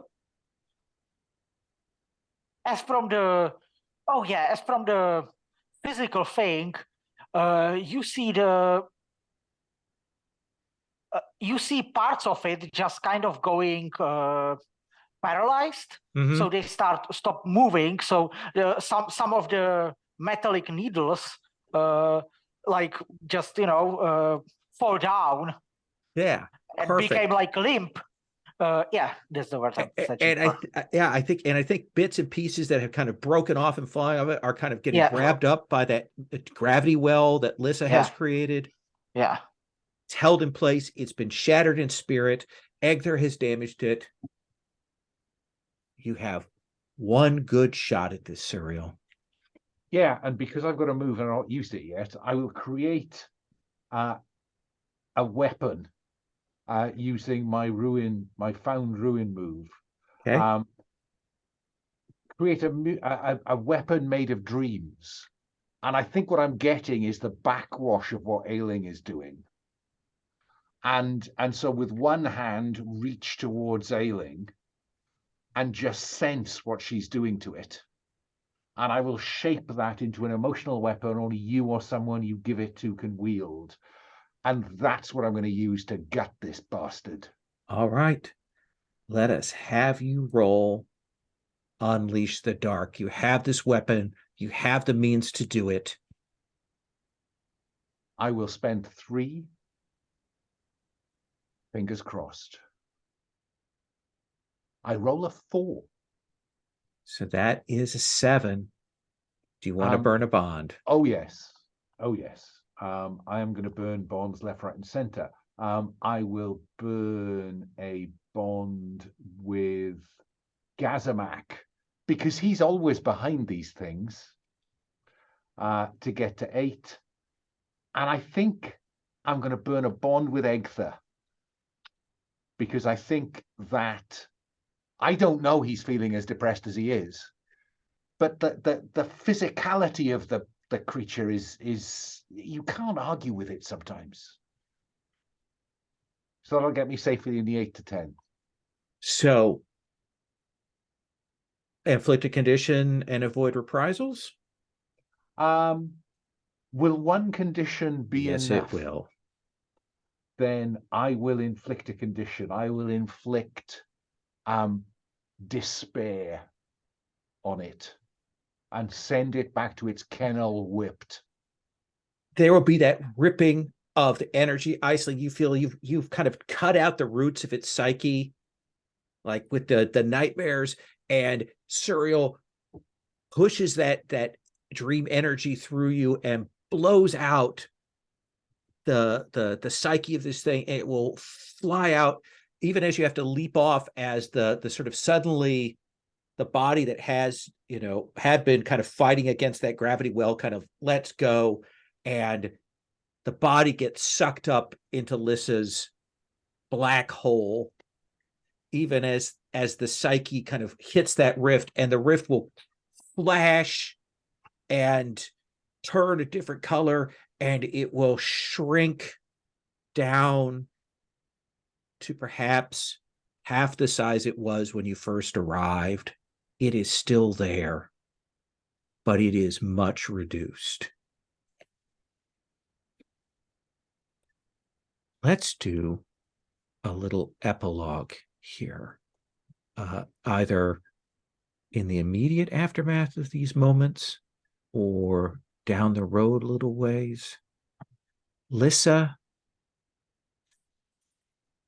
what is your epilogue for this mission here? Andish, are you okay if I drag Egg in on this? That would be perfect. Okay. In the wake of this, before Suriel can act or start yelling at us, I'm going to basically whisk Egthur away via a similar time dilation mechanic. And I want to use, let me scroll down to find out where it is. So many moves.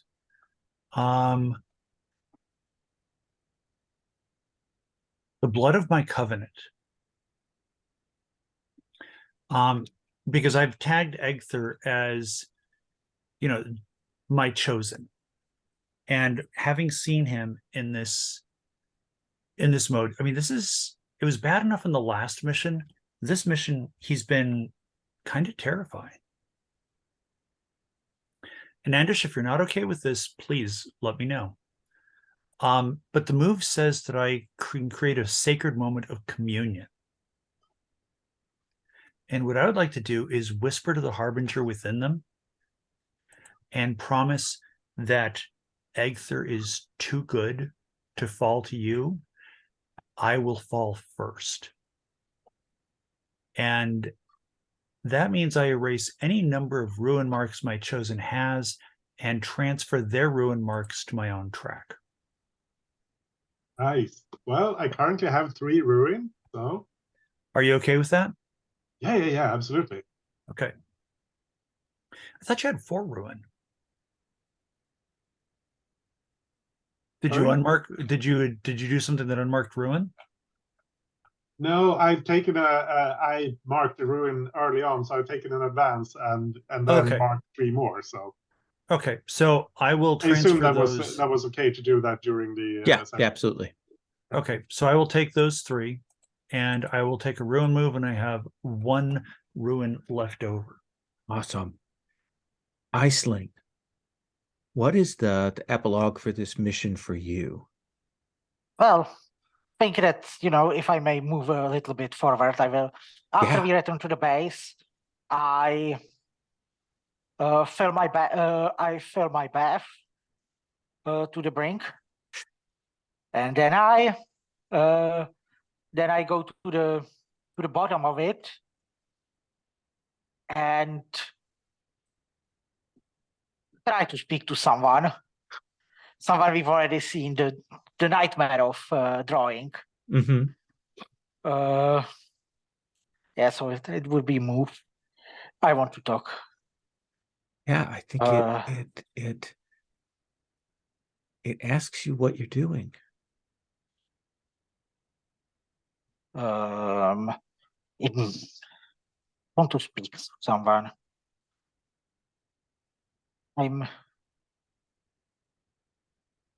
Think I have to roll it, or I can just talk to them. Yeah, let's. Do you want to roll, or do you want to just Yeah, have I the want to roll. Okay. then let's Or we have- can just, yeah, we can start a conversation. I think I think that nightmare that you called out to before, that you used before, it says, "What are you doing?" Wanted to talk to someone, from back home. Yes, I'm asking you, why are you helping them? Because they are good people, and that's what we want from them, And second, you know what's really bad? We're gonna What? have all the nightmares when the humans are gone. Point taken. But they're not human. You can protect the Well, humans, but those things you work with, let them die. don't gods have nightmares? Now, that's an interesting question. Don't giants? We should look into that further. So, what do you want from me now? I want you to help me find out this. I hadn't thought about what the dreams, what the nightmares of these gods and monsters are. Let's go walk through those. See what they have. Well, that's certainly something I can do. And it nods in its watery form. Yeah. Surreal. Oh, go on. Go on. And then I just, emerge from the water and breathe out. Yeah. Oh, yeah. Surreal. This epilogue doesn't include Cyril at all. This is the pilots getting together, and Catalina is signing, and the other guy whose name I've forgotten, Asterio, Yeah. is kind of just acting as go-between to the other pilots, and conceivably, no, I think to the pilots, and he's saying so yeah. What Suriel said was all we have to say whenever we go on a mission, that we have to say these words, and there's some kind of strange Enochian sounds, Suriel, Gath, Yeah. Suriel, Gath, and I'd like to mark Ruin to grant them access to the weapons of light and sound. I think that's perfect. Thank you. You can think between now and next time what reaction you want to put. Yes. For that one. Egther.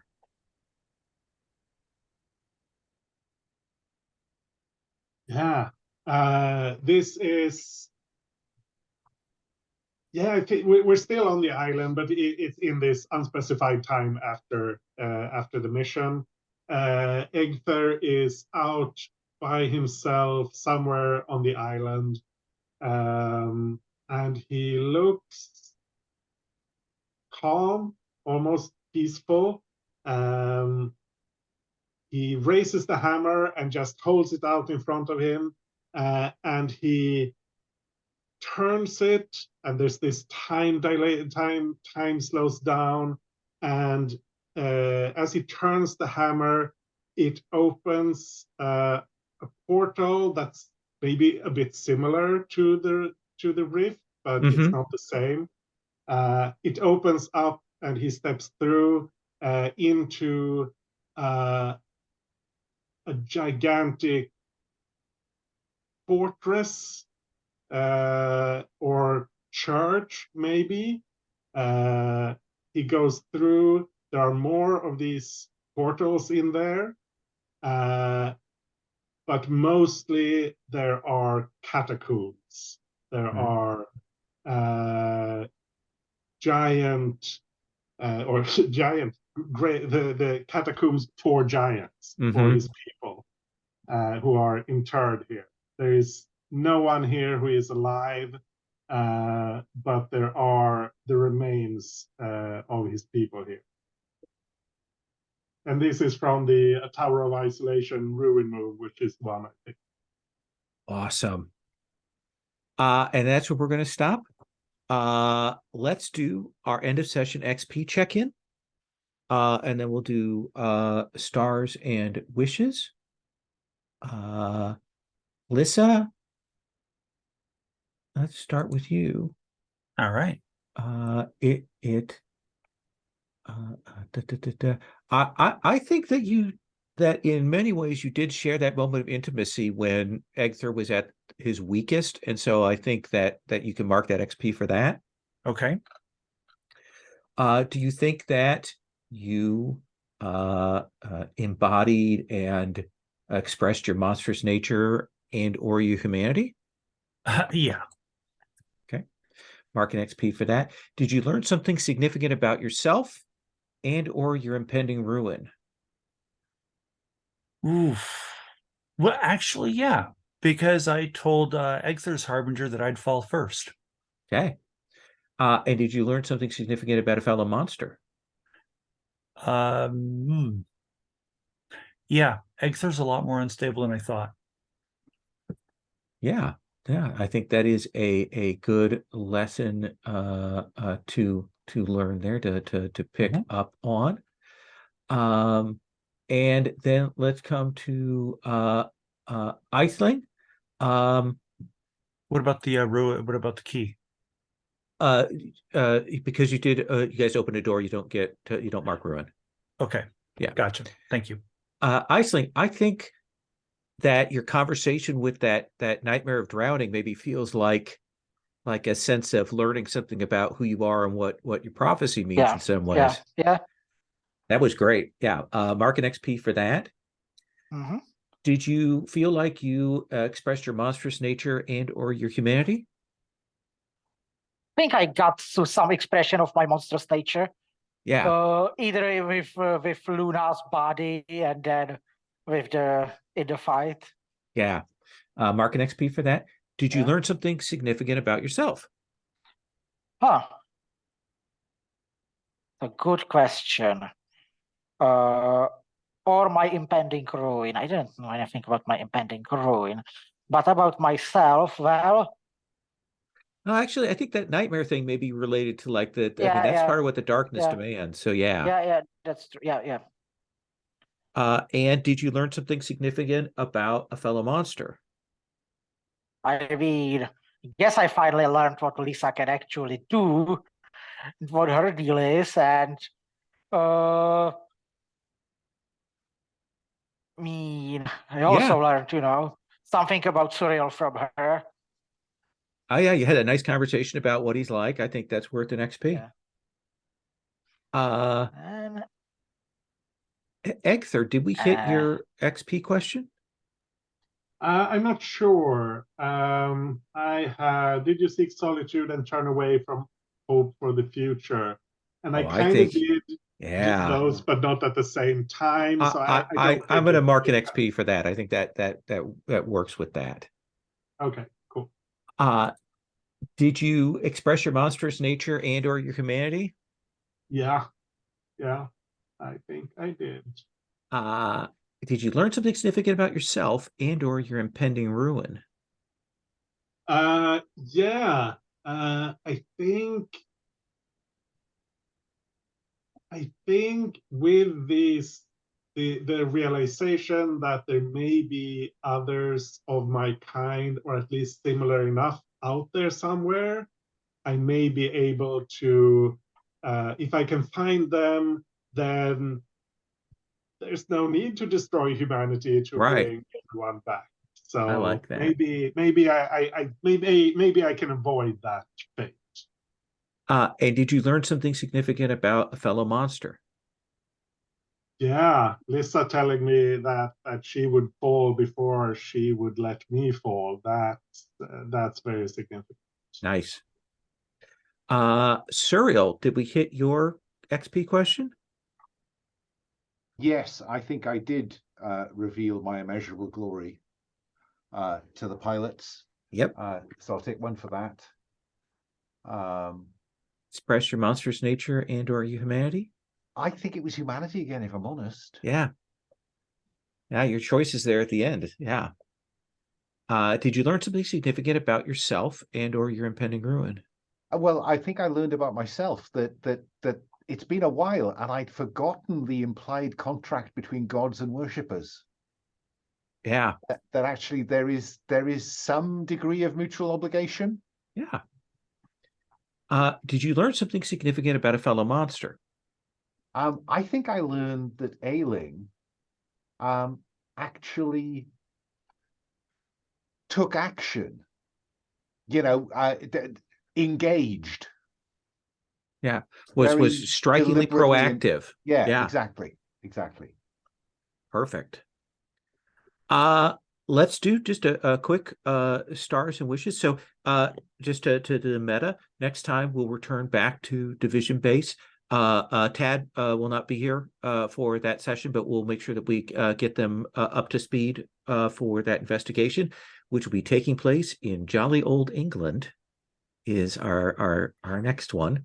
I mean, I do hope we'll have an opportunity for a brief debrief. Oh yeah. Oh no. We're going to start with some debrief at the start of next session. Lissa Puckett, stars, wishes. Anders, I thought it was fantastic how you just dove into the tank with the heart in it. That was absolutely weird and Egtherish, and I was here for it. The bit about describing how the electricity kind of took over your hammer made me think that we should just change your name to Egg Thor, but just as a god awful pun. Sorry, dad joke.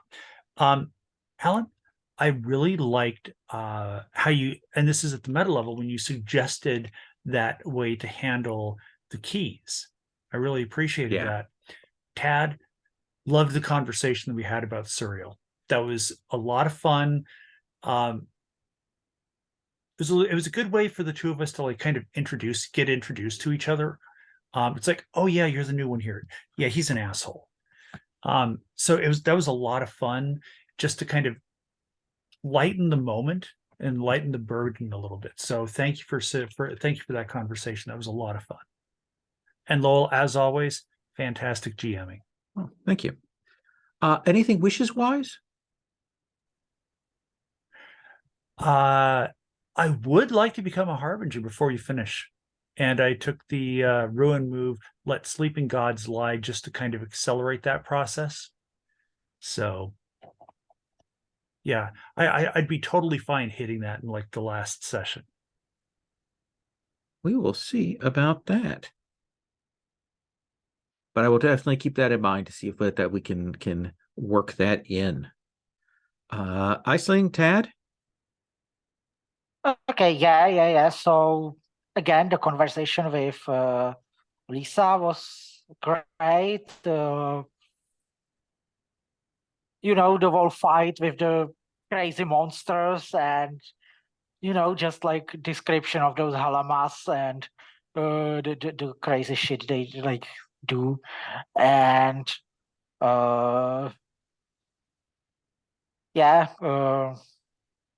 guess that's it. Okay. Anything wishes wise? Wishes, well, I'm not gonna be there next session, but I guess for like more I guess the fighting was fine, but I could use like more like talking and time with it. Like we did have like two pretty on like a longer side fights in the 2 sessions, I think. Yeah, I think that's fair. Yeah.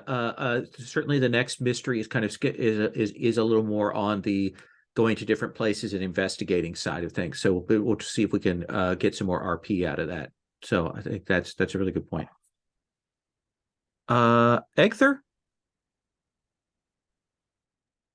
Yeah, I think this session was a highlight for people really using their, I guess, monsters nature powers, like everyone really leaning into that. It feels like we've hit our stride kind of with what the what the game allows us to do with that fiction wise. I think that's really fun. Yeah, most of the other stuff has been mentioned already. I still love Surreal being the exasperated middle manager who's uh, trying to manage us unmanageable creatures. It's always entertaining. Yeah, I really liked Lisa reaching out to Igther. I hope we have more time for some to play around with that a bit next session. Awesome. Anything? More time with Lissa. Yeah. Okay. And Surreal. Yes, stars. I think for Lissa and Ailing bonding over their complaints over the teacher running the school trip. I thought that was delightful. I thought I was lovely to see Anders decide to actively take the, fill your bonds and reach a breaking point. I loved that. That was good. And and good play on Puckett's part to kind of check in before just, getting the bucket of water out to put the kind of trash fire out. So credit to both sides on that. The whole idea that there could be giants on the other side of the rift, I think that one is down to you, Laurel. But also for being prepared not to hard frame us all into the conflict in the first one. That when Ailing and Egther went out and were busy doing stuff with the Luna monster or the Luna, and allowing me that moment with the students, with the pilots. Thank you for that. That was because it would have been too easy to say. Actually, I think it'd be really good if you were all there. So thank you. Anything wishes wise? Oh, just steady progress towards my inevitable rise to godhead. Right. Put you in England so you can do that there. Indeed. I am beginning to think about the one that says "kill the one being who can stop you." Just wondering who that might be. Wonder who that couple might of suggestions. be. Yeah. Couple of suggestions. So the next mystery is In the Company of Gentry, which is the Kieran Gillen one that was written as a stretch goal. So we will see that, but we're going to have time back at Division HQ next time to do some work there, and we are all set. I'm going to stop the recording. I can find my cursor. There we go.